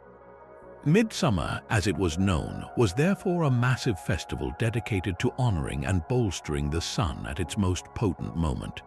Bonfires were the heart of these celebrations, but these were fires of a very different character than the protective flames of winter. Lit on hilltops across the continent, these solstice fires were designed to mimic the sun itself, their blazing peaks reaching for the sky in a display of sympathetic magic. The goal was to lend strength to the solar deity, to encourage it to linger at its peak and ensure a bountiful harvest. People would leap through the flames, a daring act believed to bring good luck, purify the soul, and guarantee protection from illness and evil spirits for the coming year. The ashes from these sacred fires were considered potent charms, scattered over fields to fertilize the soil or rubbed on livestock to ensure their health and fertility. The air was thick with the scent of burning wood and blooming summer herbs, particularly St. John's wort, which was gathered at this time for its believed power to ward off demons and despair. Into this vibrant, sun-worshipping atmosphere, the Church introduced the figure of John the Baptist. The choice of date is the first clue to its ingenious nature. The Bible does not specify John's birthday, but the Church placed it precisely 6 months before Christmas. This symmetrical arrangement created a powerful poetic link between the two figures. Jesus, the light of the world, is born at the winter solstice as the days begin to grow longer. John, his herald, is born at the summer solstice as the days begin to grow shorter. This timing was then given a profound theological interpretation based on John's own words in the Gospel. He said of Jesus, "He must increase, but I must decrease." This statement became the key that unlocked the entire symbolic overlay. The increasing light after December 25th mirrors Christ's increase in significance, while the decreasing light after June 24th mirrors John's humble acceptance of his own diminishing role. The solar cycle itself was made to preach a Christian sermon. The transformation of the festival was remarkably thorough. The great bonfires of midsummer were not extinguished, they were rebranded as St. John's fires. The Church sanctioned the lighting of these beacons, but now they were said to symbolize the light of Christ, whom John came to announce. In many European villages, the local priest would himself light the fire, blessing the flames and leading prayers. The act of leaping through the fire could now be framed as a test of faith or a symbol of leaving sin behind. The gathering of herbs, especially the sun-shaped yellow flowers of St. John's wort, continued, but the plant was given a new name and association. It became known as John's blood or chaste devil, and was believed to have gained its power from being harvested on the saint's feast day, its red sap symbolizing the blood of the martyred Baptist. This Christianization was so effective that in many regions the holiday is still known as St. John's Eve, yet the celebrations retain an undeniably pagan fervor. In countries like Spain, Portugal, and Brazil, massive bonfires illuminate the night of June 23rd, around which communities feast, dance, and celebrate. In Scandinavia, maypoles are erected and people dance in the endless twilight of the northern summer. The festival became a classic example of a cultural compromise, where the outer form of the pagan rite was preserved, but its inner spiritual engine was replaced. The people could still gather around their fires, feast with their neighbors, and celebrate the peak of summer's abundance, all under the approving eye of the Church, which had provided a compelling new narrative for their ancient traditions. The sun was no longer a god to be appeased, but a creation of God, and its peak was a fitting time to honor the man who pointed the way to the coming of the sun. After the solemn twilight of the autumn and the hopeful fires of winter and spring, our journey through the calendar brings us to a celebration of pure, unadulterated joy and vitality, the festival of Beltane. If Samhain was about honoring the dead as the world grew dark, Beltane, celebrated on the 1st of May, was its radiant opposite, an explosive festival dedicated to the world of the living at the peak of its fertility. This was the beginning of the light half of the year for the ancient Celts, a time when the earth had fully awakened, blossoms covered the trees, and the warmth of the sun promised abundance. Beltane was a pivotal moment of transition, when livestock that had been sheltered all winter were driven out to their summer pastures. The success of this move was critical. The health of the herds meant the survival of the tribe, and so the rituals of Beltane were designed with one powerful, urgent purpose: to ensure protection and promote explosive fertility for the coming season. At the heart of Beltane were the great fires known as the Baal fires, but unlike the protective bonfires of Samhain or the sun-encouraging blazes of midsummer, the Beltane fires served a very specific practical function. They were instruments of purification. On the eve of May 1st, all hearth fires in the community were extinguished, symbolizing a clean slate. Then, on hilltops across the land, 2 massive bonfires were lit using the sacred friction method of rubbing oak wood together. The entire community would then drive their cattle and other livestock directly between these two fires. This was not a casual walk, it was a vital rite of passage. The smoke and heat of the flames were believed to magically cleanse the animals of any diseases or parasites they may have picked up during the long winter confinement, protecting them from illness as they entered the new season. The people themselves would also leap over the flames, a daring act meant to bring good fortune, purify their own bodies, and for young couples to ensure their fertility. The ashes from these sacred fires were considered potent charms, and farmers would rub them on the foreheads of their cattle or sprinkle them on their fields to guarantee a bountiful harvest. But Beltane was far more than a practical agricultural festival. It was a profound celebration of the life force itself, of creativity and vitality in its most fundamental form. This brings us to the most iconic and enduring symbol of the day, the maypole. To modern eyes, it's a charming, perhaps even quaint folk dance with colorful ribbons. But its origins are anything but innocent. The maypole is, in its most essential form, a powerful and unambiguous phallic symbol. A tall, straight pole, often made from a pine or birch tree, was erected in the center of the village green, representing the masculine principle of fertility. The act of planting the pole into the earth was a symbolic act of impregnation, a ritual meant to encourage the earth's own fertility. The vibrant, flowing ribbons, traditionally red and white symbolizing blood and life, represented the feminine principle. The dance itself, where young men and women weave in and out, plaiting the ribbons tightly around the pole, is a vivid representation of the sacred union between male and female, the celestial and the terrestrial, that brings forth all life. It was a community-wide spell for abundance, performed with laughter, music, and a spirit of sanctioned revelry that often extended into the surrounding woods where young couples would spend the night, their own unions believed to directly influence the fruitfulness of the land. Confronted with such a vibrant, popular, and overtly sexual festival, the medieval church found itself in a difficult position. Beltane's focus on physical fertility and its clear pagan symbolism made it a prime target for suppression. For centuries, church authorities issued condemnations and outright bans. Puritan writers in later centuries would famously rail against the stinking idol of the maypole, denouncing the lewd and ungodly behavior it encouraged. However, unlike with other holidays, the strategy of direct Christian override proved incredibly challenging. It was difficult to assign a clear Christian saint or story to a festival so fundamentally about the raw, untamed power of nature and human sexuality. There was no obvious biblical event or holy figure that could effectively replace the core meaning of Beltane. Instead, the church employed a different tactic. It attempted to divert the energy of the festival into a more acceptable, secularized form.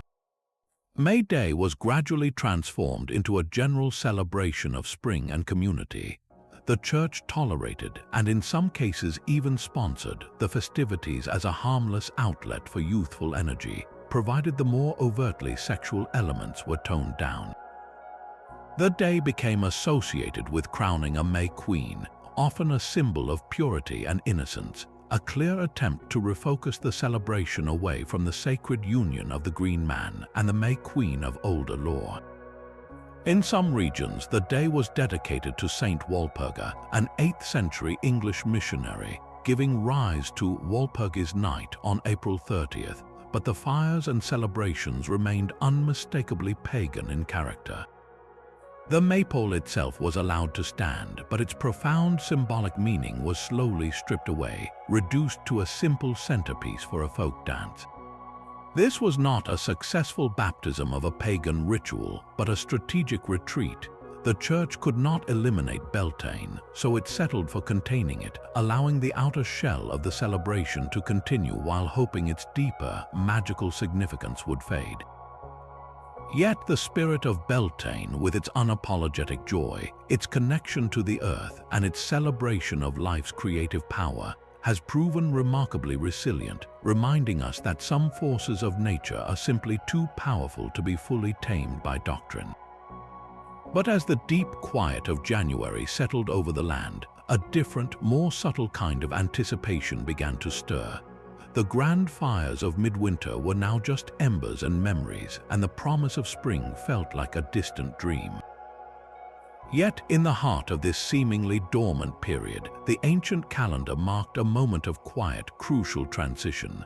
A festival not of roaring flames, but of the first tender signs of life. This is the story of Embark and its Christian counterpart, Candlemas, a holiday that masterfully captures the Church's strategy of finding sacred meaning in the most delicate of natural changes. To understand Embark, celebrated around the 1st of February, we must feel the world as our ancestors did.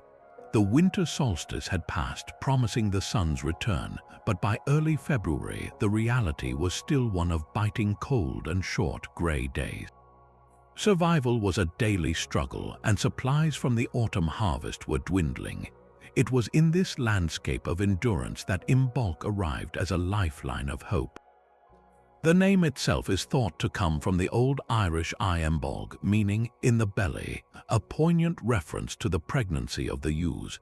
This was the time when the sheep began to lactate, providing the first fresh, nourishing milk of the year. In a world on the brink, this was not a small event, it was a miracle. The appearance of milk meant that soon there would be lambs, and with them the guarantee of wool, meat, and the continuation of the herd. Embark was a festival of literal nourishment, a celebration of the earth's slow, stubborn reawakening. This emerging life was intimately connected to the Celtic goddess Brigid, one of the most revered and complex figures in the pagan pantheon. Brigid was not a goddess of a single domain but a triple deity, presiding over the essential, intertwined forces of healing, poetry, and the sacred fire of the smith's forge. Most importantly for Embark, she was a goddess of spring, fertility, and the increasing power of the sun. She was the divine embodiment of the creative and protective forces now stirring in the world. Her presence was felt in the first week sunshine that held a little more warmth, in the brave green shoots of snowdrops pushing through the frozen ground, and in the life-giving milk of the ewes. On Embark, households would engage in simple but profound rituals to welcome Brigid. They would prepare a special feast, often including dairy products. They would leave out offerings of food and drink for the goddess, and perhaps a strip of cloth or ribbon on the doorstep, which Brigid was believed to bless as she passed by in the night, imbuing it with healing powers for the coming year. The hearth fire, the center of the home, was tended with special care, and the ashes were smoothed over to see if Brigid's footprint would appear in them by morning, a sign of her blessing. When Christian missionaries arrived in Ireland, they encountered a population with a deep, unwavering devotion to Brigid. She was not a distant deity but a personal household guardian. To simply condemn her would have been to alienate the very people the Church sought to convert. The solution was one of the most brilliant and seamless acts of cultural synthesis in history. The pagan goddess Brigid was transformed into Saint Brigid of Kildare, one of Ireland's patron saints alongside Saint Patrick. The legends of the saint beautifully mirror the attributes of the goddess. Saint Brigid was said to be a dairymaid, a healer, and a figure of immense generosity and charity. The most famous miracle attributed to her, turning water into beer for a thirsty community, echoes the goddess's association with plenty and sustenance. Most strikingly, the sacred fire that was central to the goddess's worship was continued in the monastery at Kildare, where a perpetual flame was kept burning by a group of nuns said to have been started by the saint herself. This was not a coincidence, it was a direct continuation of the old religion under a new name. The Church then placed a major feast day squarely on top of the pagan festival. February 2nd became the feast of the purification of the Virgin Mary, also known as Candlemas. This commemorates the biblical event described in the Gospel of Luke, where Mary and Joseph presented the infant Jesus at the temple in Jerusalem 40 days after his birth in accordance with Jewish law. The holiday's focus on light is unmistakable. At the temple, the holy man Simon recognizes Jesus as the Messiah, calling him a light for revelation to the Gentiles. This provided the perfect theological hook. The church designated Candlemas as the day for the annual blessing of all the candles that would be used in churches throughout the coming year. In a beautiful and deliberate parallel to the pagan celebration of the sun's growing strength, Christians would participate in a procession, each person holding a blessed candle, their individual flames combining to push back the gloom of the February day. The ceremony itself was a powerful piece of theater, transforming the simple, practical act of making candles into a profound statement of faith. The light that people had once sought from the goddess Brigid and the strengthening sun was now presented as the light of Christ, the true source of illumination for the world. The traditions of Candlemas absorbed the folk practices of Embark with remarkable ease. The custom of predicting the weather on this day is a perfect example. An old couplet states, "If Candlemas day be fair and bright, winter will have another flight. If Candlemas day brings clouds and rain, winter is gone and will not come again." This belief is a direct survival of the pagan attention to the first signs of spring. The behavior of animals, particularly badgers or hedgehogs, was also watched closely, a tradition that would centuries later be carried to North America and transformed into Groundhog Day. Even the focus on Saint Brigid persisted in the home. The strips of cloth left out to be blessed by the saint, known as Brigid's mantles, were kept as powerful talismans to protect against illness and aid in childbirth, continuing the goddess's role as a healer. The message of Candlemas was one of hope and purification, perfectly aligning with the message of Embark. The world was being cleansed not just by the melting snow, but by the presentation of Christ in the temple. The light was returning not just to the sky, but to the human soul. This pairing of Embark and Candlemas shows the override process at its most gentle and effective, where the comforting, domestic rituals of a goddess were not destroyed, but lovingly adopted and given a new, enduring spiritual home. This process of overwriting the old gods, however, went far beyond simply renaming the festivals on a calendar. It extended deep into the very landscape, transforming the places where people had worshipped for generations. Across Europe, from the misty highlands of Scotland to the sunny groves of Italy, sacred springs, ancient trees, and mysterious caves were not abandoned. They were given new guardians. The veneration of local pagan deities and nature spirits was systematically replaced by the cult of Christian saints, creating a spiritual map where every hill, forest, and stream once watched over by a nymph or a god now had a holy patron. This was perhaps the most personal and pervasive layer of the Church's strategy, because it addressed the daily, intimate relationship people had with the spiritual forces in their own backyards.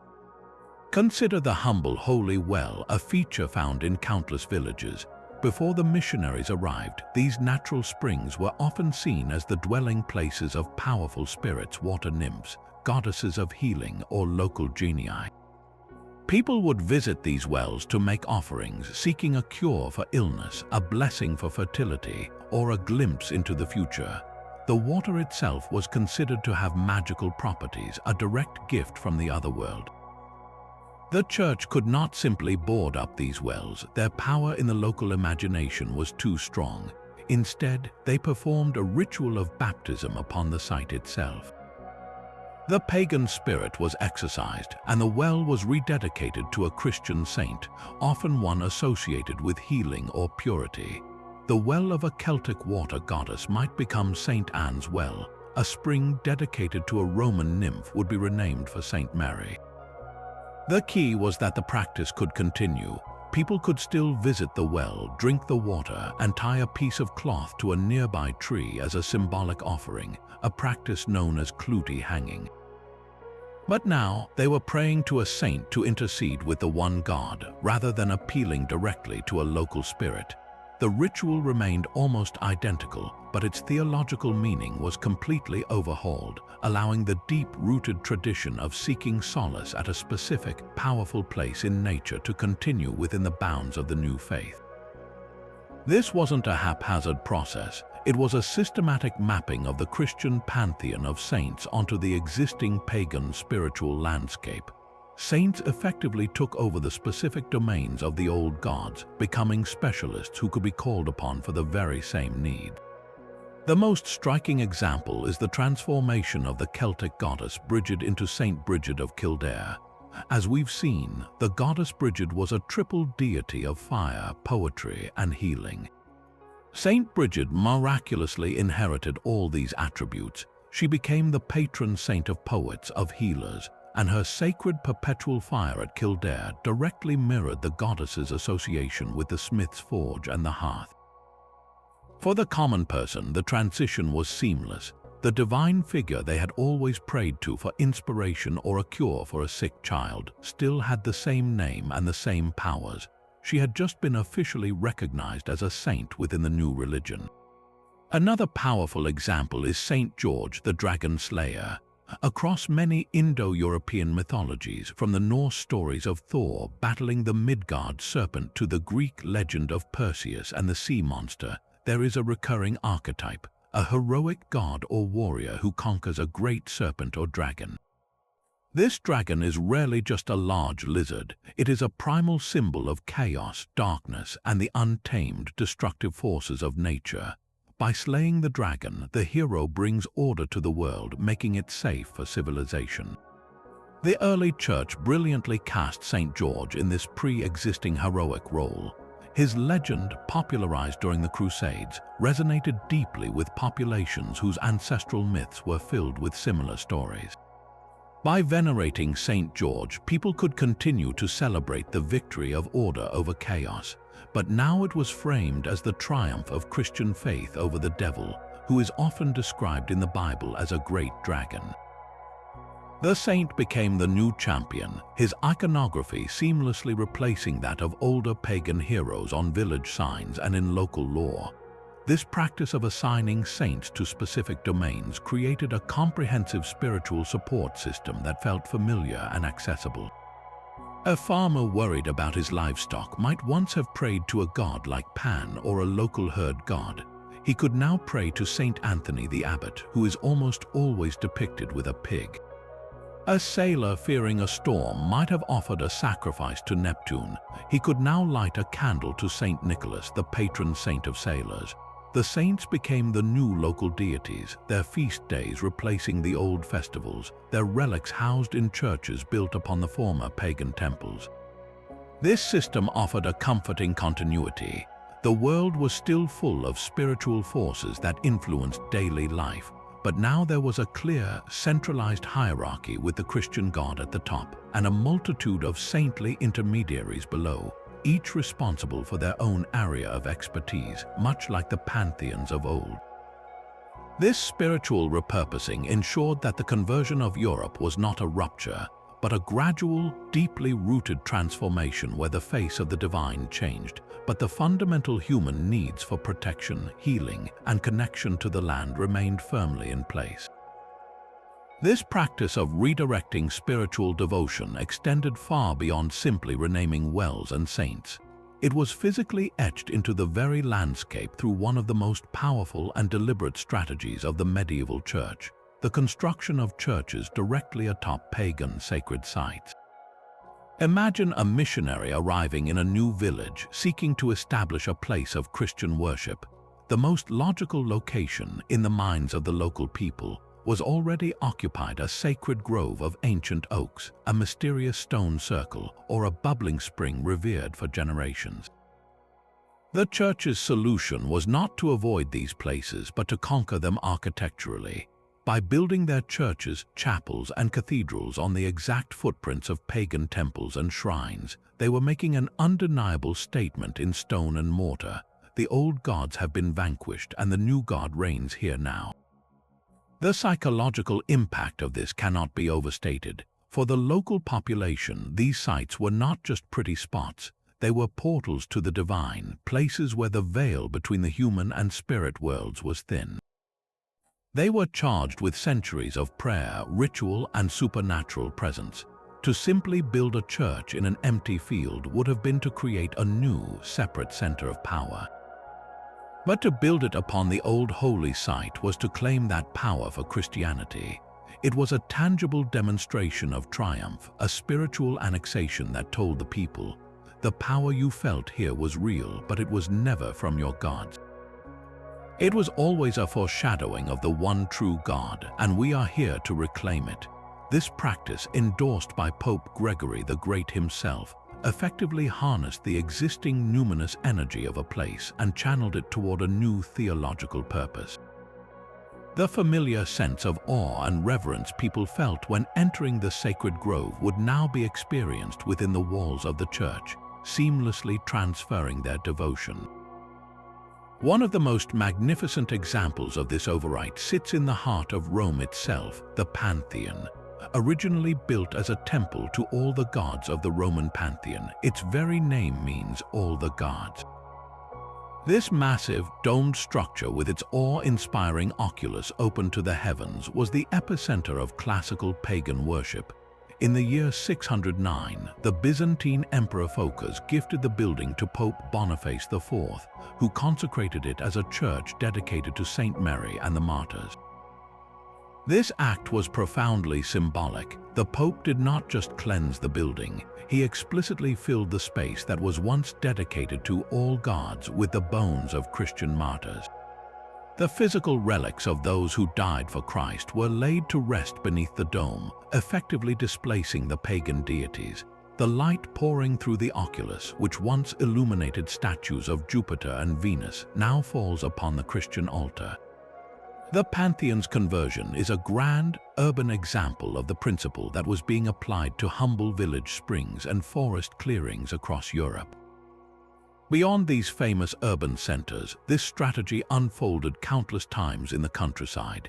In England, many Norman and Saxon churches are situated on ground that was once a pagan burial mound or a Neolithic henge. The churchyard at Knowlton in Dorset is a perfect illustration, where a small Norman church stands defiantly in the center of a prehistoric circular earthwork, a Christian island in a pagan sea. In France, numerous churches, like the one at Saint-Germain, wandering through the quiet, stone-lined aisles of a medieval cathedral, surrounded by carvings of saints and scenes from the Bible, you might suddenly stop in your tracks. High on a ceiling boss peering down from the end of a wooden pew, or framed within the intricate stonework of a capitol, you encounter a face that seems strangely out of place. It is a man's face, but it is not the serene countenance of an apostle or a martyr. This face is wild, often grinning or grimacing, and from its mouth, its nostrils, even its eyes, spill forth a cascade of leaves, vines, and branches. This is the Green Man, also known as the Foliate Head, and he is one of the most persistent and puzzling mysteries of medieval Christian art. In a space dedicated to the divine salvation of the soul, why does this unmistakable icon of untamed, earthly nature stare back at us with such vitality? To understand the Green Man, we must first look beyond the church walls into the deep, primordial forests of pre-Christian Europe. His origins are almost certainly rooted in the ancient veneration of nature spirits and vegetation gods. The most compelling parallel is the Celtic god Cernunnos, the Horned One, whose image appears on the famous Gundestrup cauldron. Cernunnos is depicted as a master of animals, seated in a meditative pose, often with antlers sprouting from his head and holding a torque, a symbol of power and nobility. He is a god of the wild wood, of fertility, of the life and death cycle that governs the natural world. He represents the raw, creative, and sometimes fearsome force of nature itself, a force that was both respected and relied upon for survival. The Green Man, with his face merging into the plant world, feels like a direct descendant of this archetype, a symbolic representation of the spirit that animates the forest, the essence of life burgeoning from every leaf and stem. The great mystery, then, is not his existence, but his astonishing prevalence within the most sacred spaces of Christianity. He is not a rare, hidden gem. He is found in their hundreds, if not thousands, adorning some of the most important cathedrals in Europe, from Notre Dame in Paris to South Westminster in England. This was not a secret, subversive act by a lone stone carver. The placement of these carvings, often in prominent and highly visible locations, suggests they were not only tolerated but sanctioned by the church authorities. So, what possible meaning could this overtly pagan symbol hold within a Christian context? Scholars have proposed several fascinating theories, each revealing a different layer of the medieval mindset. One compelling idea is that the green man represents a powerful, tolerated folk memory. The conversion of Europe was a process that took centuries, and the beliefs of the common people, especially their connection to the land, could not be erased overnight. The stonemasons who built these cathedrals were often local craftsmen, steeped in the folklore of their region. Carving a green man may have been a way of bringing a familiar, protective spirit into the new building, a nod to the old gods who were still respected on a subconscious cultural level. The Church, in its pragmatic wisdom, may have allowed this as a harmless concession, a way to make the new religion feel less foreign and more connected to the daily realities of an agricultural society. In this view, the green man is a benign ghost of paganism, a symbol whose original power was acknowledged but whose specific theological meaning had been safely forgotten.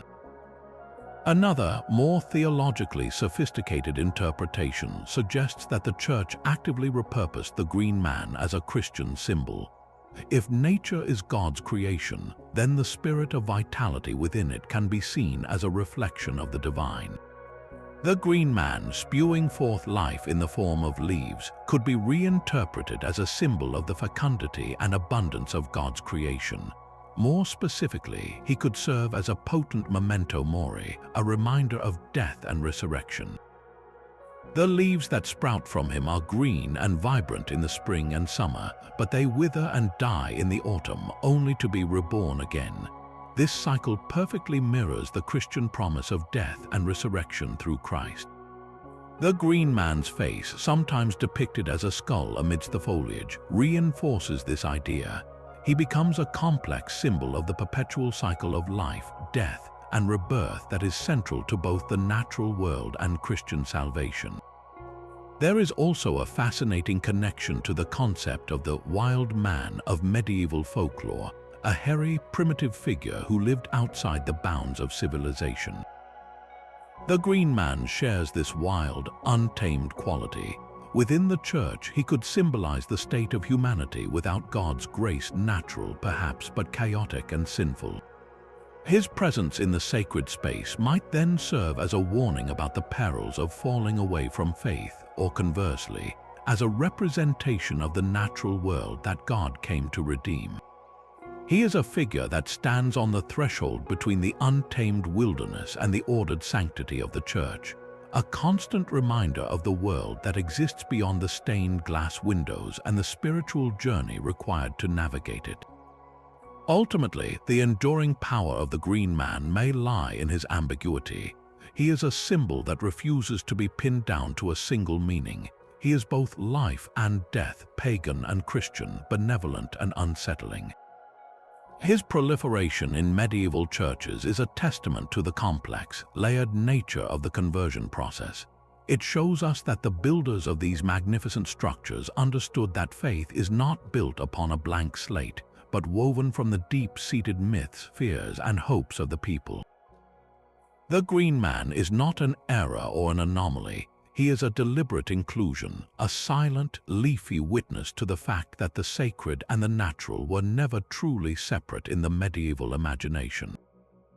He is the soul of the ancient forest, invited inside and given a permanent place to watch over the congregation, ensuring that even within the house of God, the vital, pulsing energy of the living world was never forgotten. When we step back and view the Christian liturgical year from a distance, a breathtaking pattern emerges, one that reveals the sheer brilliance of the medieval church's long-term strategy. This isn't merely a collection of isolated holidays with pagan roots. It's a complete, harmonious overlay, a sacred map carefully drawn atop the immutable rhythms of the natural world. The entire cycle of feast days and fasts corresponds almost perfectly with the pre-existing pagan agricultural calendar, creating a spiritual framework that felt instinctively familiar to the converted populations of Europe. This alignment was the masterstroke that made Christianity not just a new set of beliefs, but a seamless continuation of an ancient, life-sustaining relationship with the earth. Let's trace this cycle from its beginning in the deep cold of winter. The celebration of Christmas placed at the winter solstice directly addressed humanity's most fundamental fear, the death of the sun.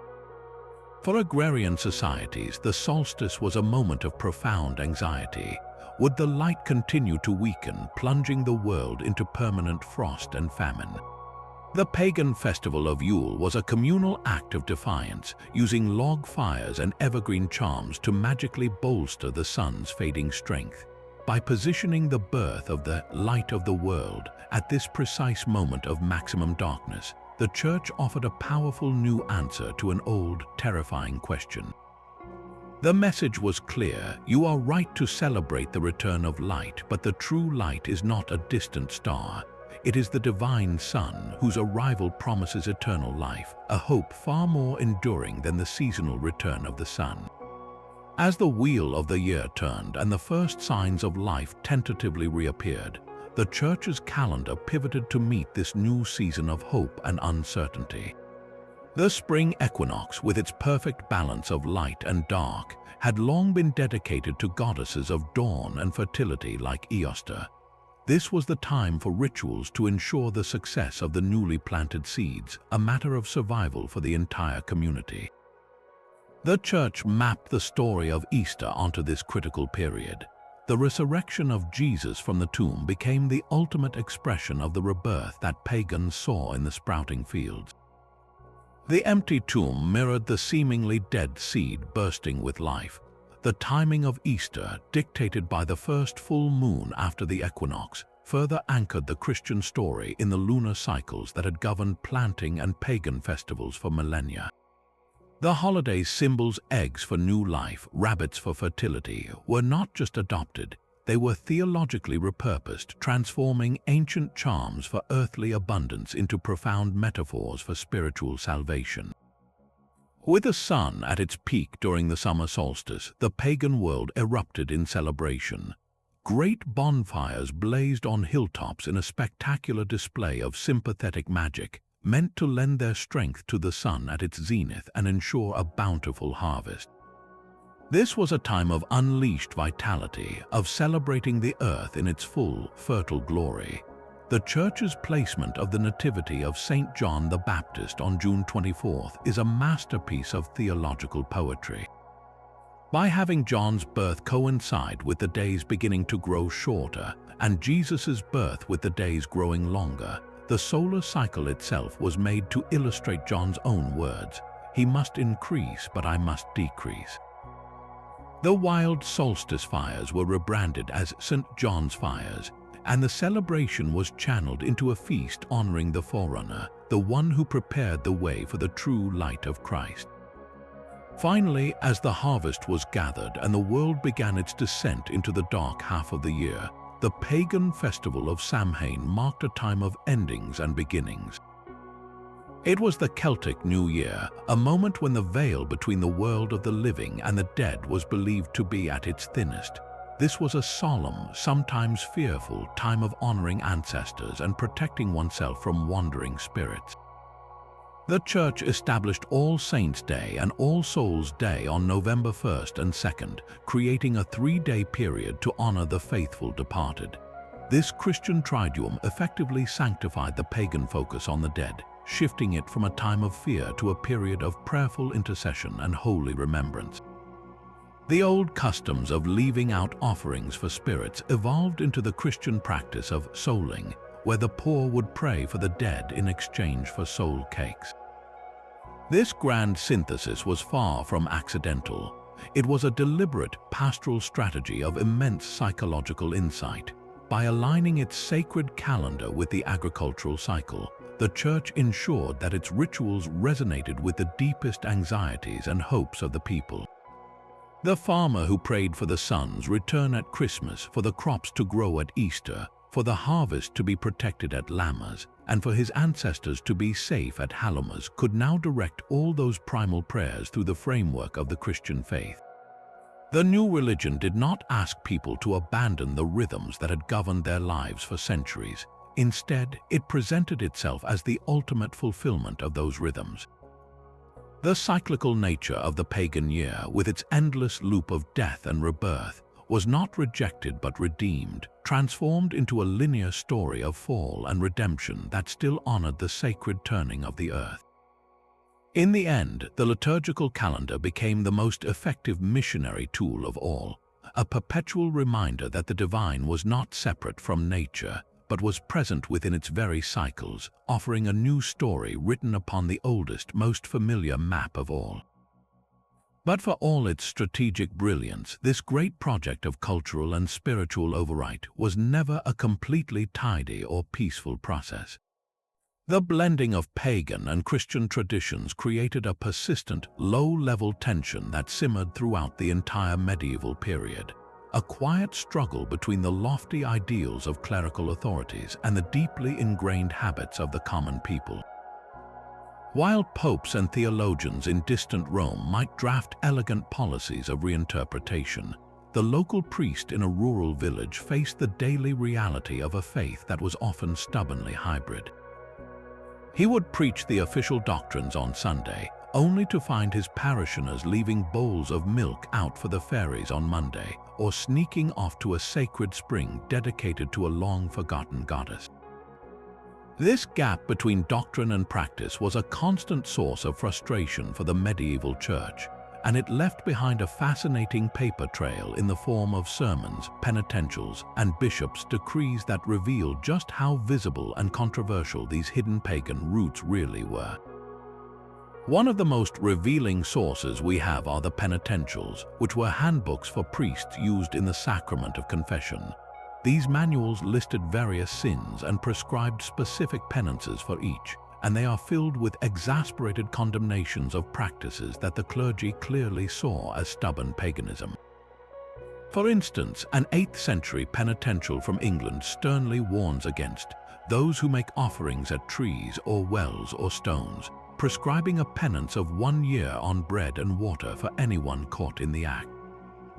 Another from the continent specifically forbids incantations or divinations performed at crossroads, a clear reference to folk magic that persisted outside church control.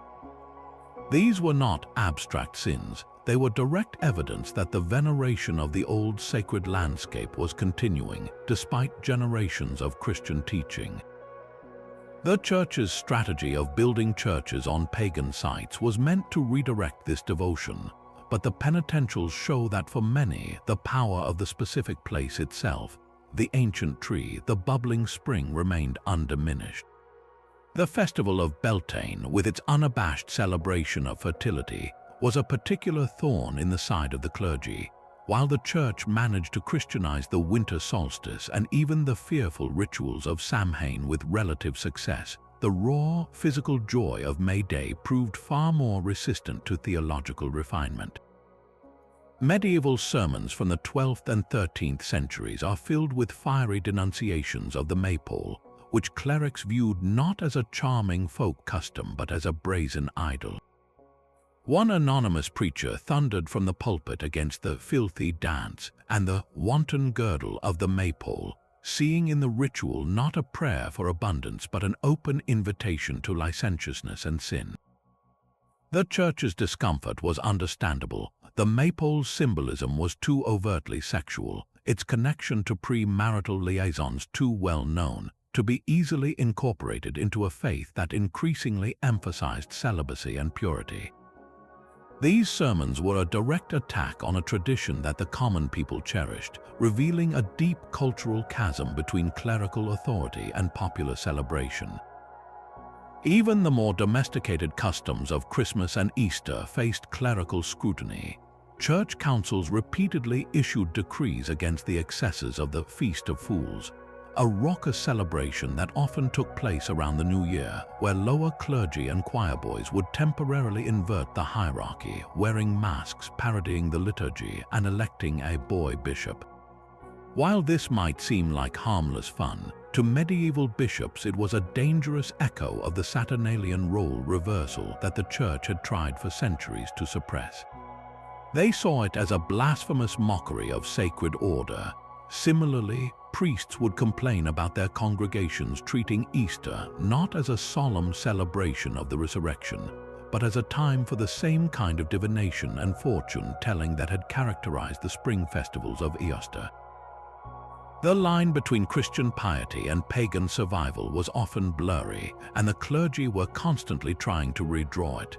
This ongoing tension illustrates a crucial point. The hidden pagan roots of our holidays were not always so hidden to people living in the Middle Ages.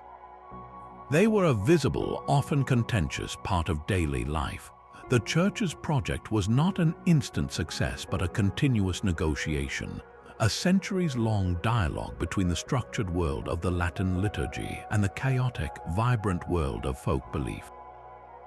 For the average medieval peasant, there was likely no contradiction in attending Mass on Sunday and then participating in a ritual to protect the crops on Monday. Their worldview was pragmatic. They would use every spiritual tool available to them to ensure their survival in an unpredictable world.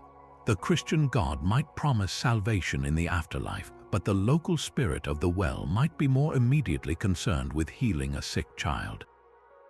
This syncretism was not a sign of failed faith, but rather a testament to the resilience of ancient traditions and the ability of human communities to blend old and new into a belief system that made sense for their lives. The frustrated words of medieval bishops preserved in their sermons are not just complaints, they are proof that the old gods never truly died. They simply learned to whisper their blessings in the shadow of the Church. Yet for all its ambition, this great project of overwriting the old beliefs was never a monolithic, one-size-fits-all operation. The map of medieval Europe was not a blank slate to be inscribed with a single, uniform version of Christianity. It was a vibrant, complex tapestry of local cultures, each with its own deep-rooted customs and deities. The way pagan traditions were absorbed and transformed varied dramatically from region to region, creating a fascinating patchwork of Christian practice that reflected the unique character of the lands it converted. The process was less like a steamroller and more like a series of delicate negotiations, where the strength of local traditions dictated the terms of their survival, resulting in a medieval Christianity that was anything but uniform. Nowhere is this regional variation more vividly illustrated than by comparing the winter celebrations of Scandinavia with the autumn festivals of the Celtic world. In the frosty north, the influence of Norse mythology proved incredibly resilient, embedding itself into the very heart of the Yule season with a robustness that still defines Scandinavian Christmas today. The Christianization of the Vikings was a later and often more turbulent process than in other parts of Europe, and the old gods Odin, Thor, and Freya held a powerful grip on the popular imagination. Because these traditions were so recent and so deeply woven into the fabric of daily life, the Church had to make significant concessions. The result is a Yule celebration where the pagan elements are not hidden but celebrated openly alongside the Christian narrative. Consider the central figure of the Scandinavian Christmas, the Julebuck or Yule goat. This tradition has its roots firmly in the worship of the god Thor, who is said to ride through the sky in a chariot drawn by two giant goats, Tangrisnir and Tangjosta. During the Yule festival, a goat fashioned from straw was often paraded through the village, and the last sheaf of grain from the harvest was sometimes saved and referred to as the Yule goat, symbolizing the spirit of the harvest that would be reborn in the spring. When Christianity arrived, the goat was not eliminated, it was incorporated. The Julebuck became a mischievous, gift-giving figure, and later, in a fascinating twist, the goat's role was largely absorbed by the more familiar figure of the Christmas gnome or nis. Yet to this day, the giant straw Yule goat erected in the Swedish town of Gävle is an internationally famous symbol of the season, a direct and stunning descendant of Thor's mighty chariot pullers. Similarly, many traditional Swedish dishes served at Christmas, such as a special pork sausage, are believed to be remnants of sacrifices made to the god Freya to ensure a prosperous new year. In Scandinavia, the pagan past wasn't overwritten. It was invited to the Christmas table. Cross the North Sea to Ireland and Scotland, however, and you find a completely different story of survival, centered not on the gods of the Norse pantheon but on the ancient, shadowy festival of Samhain. The Celtic world held onto its unique spiritual identity with a tenacity that shaped one of the world's most popular holidays, Halloween. While the Church successfully established All Saints' Day on November 1st, the older, primal beliefs associated with the thinning of the veil between worlds refused to disappear. In the remote, rural landscapes of Ireland and Scotland, far from the centralized power of Rome or even London, the customs of Samhain persisted with remarkable purity. The Celtic influence is most evident in the iconic symbols of Halloween. The tradition of carving turnips and later pumpkins into jack-o'-lanterns originates from an Irish folk tale about a man named Stingy Jack, who tricked the devil and was condemned to wander the earth with only a burning coal inside a hollowed-out turnip to light his way. But this story itself is a Christianized version of a much older practice. People would carve frightening faces into root vegetables to represent the spirits and fairies that were abroad on Samhain night, placing them in windows or carrying them as lanterns to ward off malevolent entities. The custom of guising dressing in costume was also deeply Celtic. It wasn't about scaring others, it was a form of protective camouflage, a way for humans to blend in with the supernatural crowds and avoid being recognized and kidnapped by the owl's she. The offerings of food left out for the dead and the practice of divination games with apples and nuts are all direct survivals from Samhain, meticulously documented in Irish and Scottish folklore. The Church may have provided a new name and a holy day, but in these regions, the ancient, spooky soul of the festival remained thoroughly intact. This stark contrast between the boisterous, god-filled Yule of Scandinavia and the spirit-haunted Halloween of the Celtic lands reveals a crucial truth about the medieval Church. It was not an all-powerful entity that imposed its will without resistance. Its success depended entirely on its ability to adapt to local conditions. In regions with a strong, centralized monarchy that converted early, like much of Frankish territory, the override could be more thorough. But in areas with rugged geography, strong tribal identities, or a later conversion date, the local pagan culture exerted a much stronger influence on the resulting blend of faith. The patchwork nature of medieval Christianity is a testament not to the weakness of the Church, but to the incredible resilience of local pagan cultures. They may have lost their official status, but their stories, their symbols, and their seasonal rhythms were woven so deeply into the lives of the people that they could not be erased. Instead, they became the distinctive regional colors in the grand and beautifully uneven tapestry of European Christendom. Fast forward several centuries, and the delicate, centuries-old compromise between paganism and Christianity, carefully built by the medieval Church, suddenly faced a radical and unexpected threat. The world had been transformed by the seismic shifts of the Renaissance and the Protestant Reformation. This new movement, which began in the 16th century, sought to purge Christianity of what its leaders saw as centuries of corruption and superstition accumulated under the Roman Catholic Church. For the first time since the early missionaries walked into the Germanic forests, the very strategy of overwriting pagan traditions was itself put on trial. The reformers, particularly the Puritans in England and later in New England, looked at holidays like Christmas with fresh, critical eyes, and they were appalled by what they saw. They didn't just see a celebration of Christ's birth, they saw a barely disguised pagan festival, a popish abomination that had no basis in Scripture.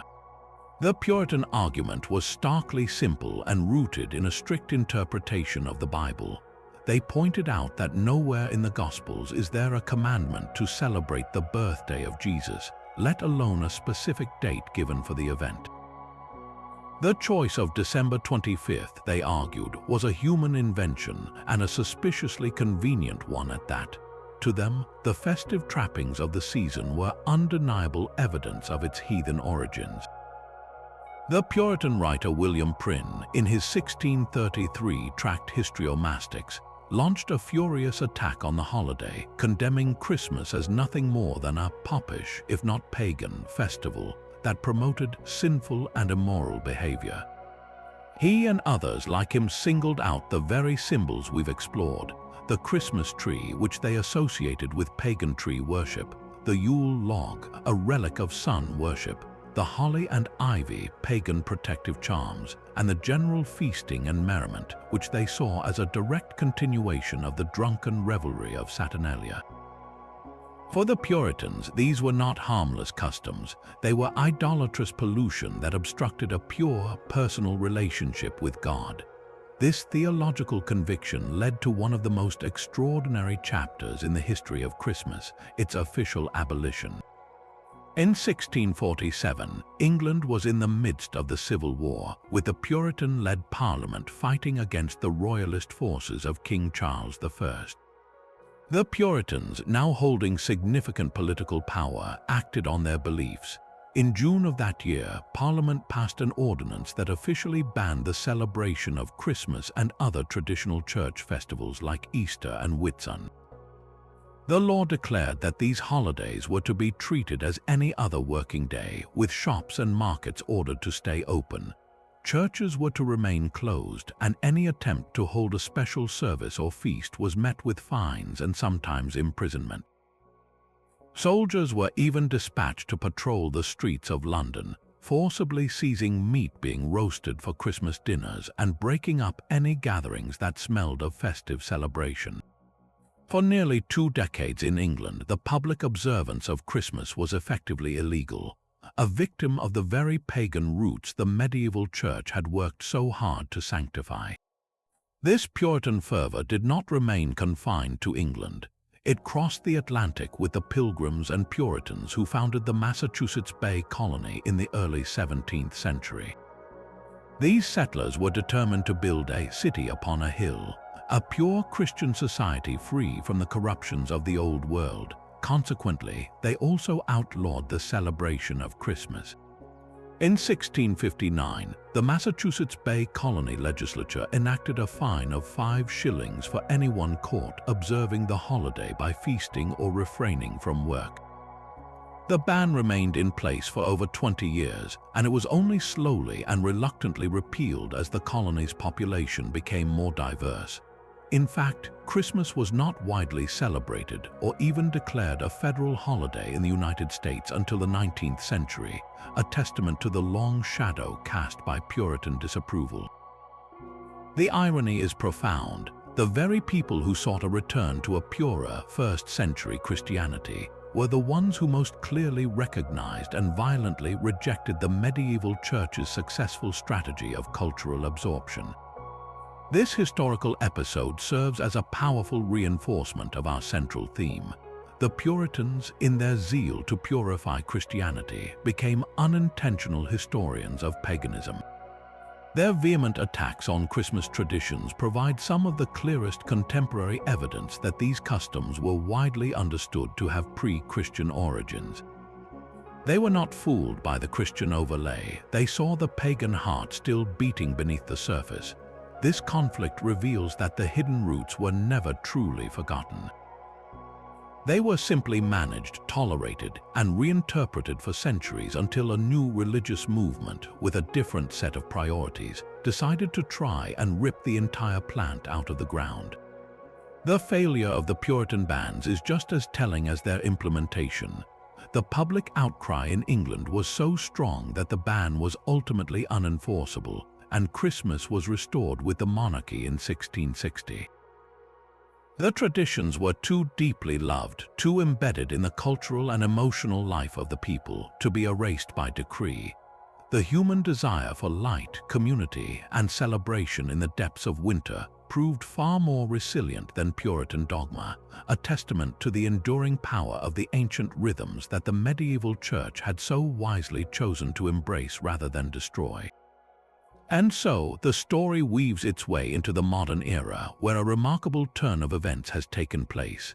After centuries of being hidden, overwritten, or surviving only as faint echoes in folk custom, the very pagan traditions the medieval church worked so hard to baptize are experiencing a vibrant, conscious revival. This is not a quiet continuation but a loud and deliberate reclamation, a fascinating chapter where the ancient roots we've been exploring are being actively tended and brought back into the light by movements like neo-paganism and Wicca.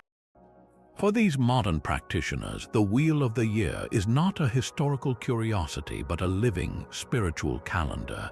They celebrate the solstices and equinoxes not as mere cultural holdovers but as sacred sabbats, each with its own unique energy and significance. The old gods and goddesses Brigid, Cernunnos, Odin are invoked once more not as superstitions but as archetypes and divine forces. This modern pagan revival is in many ways a direct conversation with the medieval past, a conscious decision to peel back the Christian layers and reconnect with the earth-honoring spirituality that preceded them. This reconnection is deeply intertwined with a broader cultural yearning for authenticity and a connection to the past. We see it in the growing popularity of historical reenactment societies, where enthusiasts meticulously recreate everything from Viking-age life to medieval peasant festivals. It is present in the surge of interest in herbalism, foraging, and homesteading, all practices that echo a pre-industrial relationship with the natural world. The modern desire to know where our food comes from mirrors a deeper, perhaps subconscious, desire to understand where our traditions come from. This isn't just about nostalgia, it's a search for meaning in a rapidly changing, often disconnected world. By engaging with these old ways, people are finding a sense of rhythm, of being grounded in cycles larger than themselves.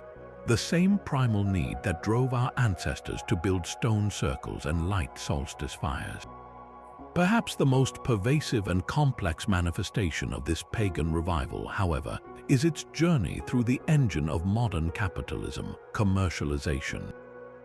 The symbols we've uncovered have been stripped of their specific spiritual meaning and repackaged for a global mass market, creating a fascinating paradox. Halloween provides the most spectacular example. What was once the solemn Celtic festival of Samhain, a night to honor the dead and appease spirits, has become a multi-billion-dollar industry centered around costumes, candy, and decorations. The jack-o'-lantern, whose original purpose was to ward off malevolent fairies, now grins from supermarket shelves in plastic form. This commercialization can feel like a dilution, a final victory of consumerism over sacred tradition. Yet, in a strange way, it also ensures the survival and spread of these symbols. The ubiquitous pumpkin and the trick-or-treating child have made the basic outline of Samhain one of the most recognizable seasonal rituals on the planet, even if its original meaning is known to few. The Christmas season is similarly saturated with commercialized pagan imagery.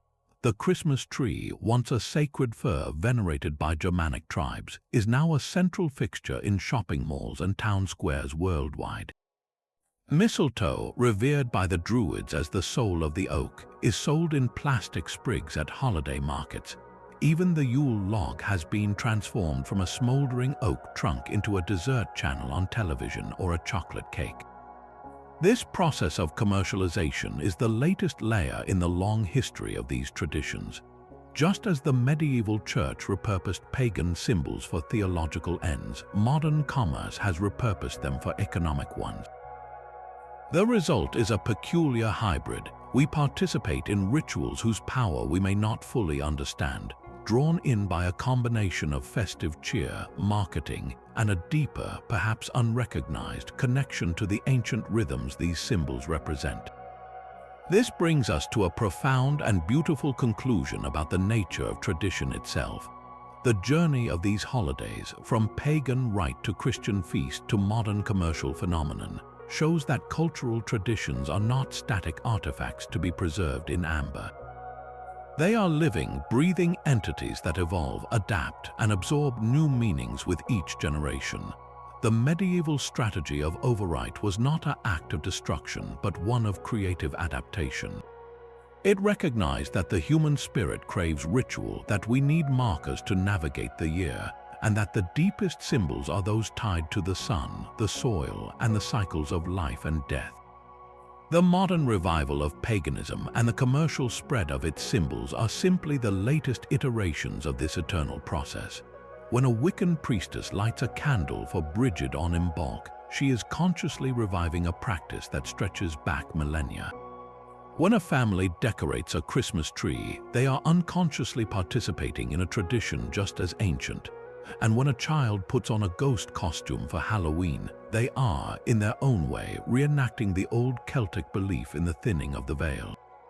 The hidden pagan roots of our holidays were never truly erased. They were merely dormant, waiting for the right conditions to sprout anew. They remind us that our relationship with the sacred and the seasonal is a continuous, unbroken story. The medieval mystery is not a closed case from the distant past. It is an ongoing dialogue between our ancestors and ourselves, a conversation written in the language of evergreen boughs, spring blossoms, and autumn fires, ensuring that these ancient roots remain, against all odds, wonderfully and vibrantly alive. And so, our journey through the turning year comes to a close, revealing that the story of our most cherished holidays is far richer and more complex than a single narrative could ever contain. We have seen how the Christmas tree grows from roots sunk deep in pagan soil, how the Easter egg hatched from symbols of springtime renewal long before the empty tomb, and how the jack-o'-lantern's grin once warded off spirits on a night when the veil between worlds was thin. This is not a story of replacement, but one of remarkable synthesis. The major Christian holidays are not purely biblical inventions nor simple pagan holdovers. They are intricate tapestries woven over centuries from threads of scripture, folklore, and the unshakable human need to find meaning in the dance of the sun and the moon. Rather than diminishing their significance, understanding this layered history profoundly enriches it. It connects our modern celebrations to a timeless, universal impulse, the drive to mark the great cycles of nature and life. The fear of the winter solstice and the joyous relief of the spring equinox were as real to a medieval farmer as the price of bread. The Church, in its wisdom, did not ask people to abandon these primal rhythms. Instead, it offered a new layer of meaning, transforming the celebration of the sun's rebirth into a celebration of the sun's birth, and the honoring of ancestral spirits into a holy day for all saints. This was not a loss of authenticity, but a gain in depth, creating holidays that speak to both our spiritual longing and our earthly existence. This process reminds us that traditions are not frozen in time. They are living rivers that flow through history, gathering new tributaries and changing course as they go. The Puritan attempt to ban Christmas in the 17th century and its subsequent triumphant return shows that these customs are powered by something more resilient than doctrine. They are fueled by the human heart's desire for light in the darkness, for community in the cold, and for hope in the face of uncertainty. The symbols persist because they answer a need that is fundamental to our experience of the world. So, as you look forward to your next holiday celebration, I invite you to become a detective of your own traditions. Look past the tinsel and the candy and ask a simple question: where did this come from? Research the history of your local festivals. You might discover that the bonfire on the hilltop in your town has been lit for 1,000 years, or that the special cake your family bakes contains spices once used in ancient offerings. Every community holds fragments of this hidden history waiting to be rediscovered. In uncovering the pagan roots of the holidays, you do more than just learn a fascinating piece of history. You reconnect with the enduring human spirit that, across millennia and through countless changes in belief, has always found a way to celebrate the timeless cycles of life, death, and rebirth. The story is all around you, written in the symbols you hang on your door and the foods you place on your table, a quiet testament to our deep and abiding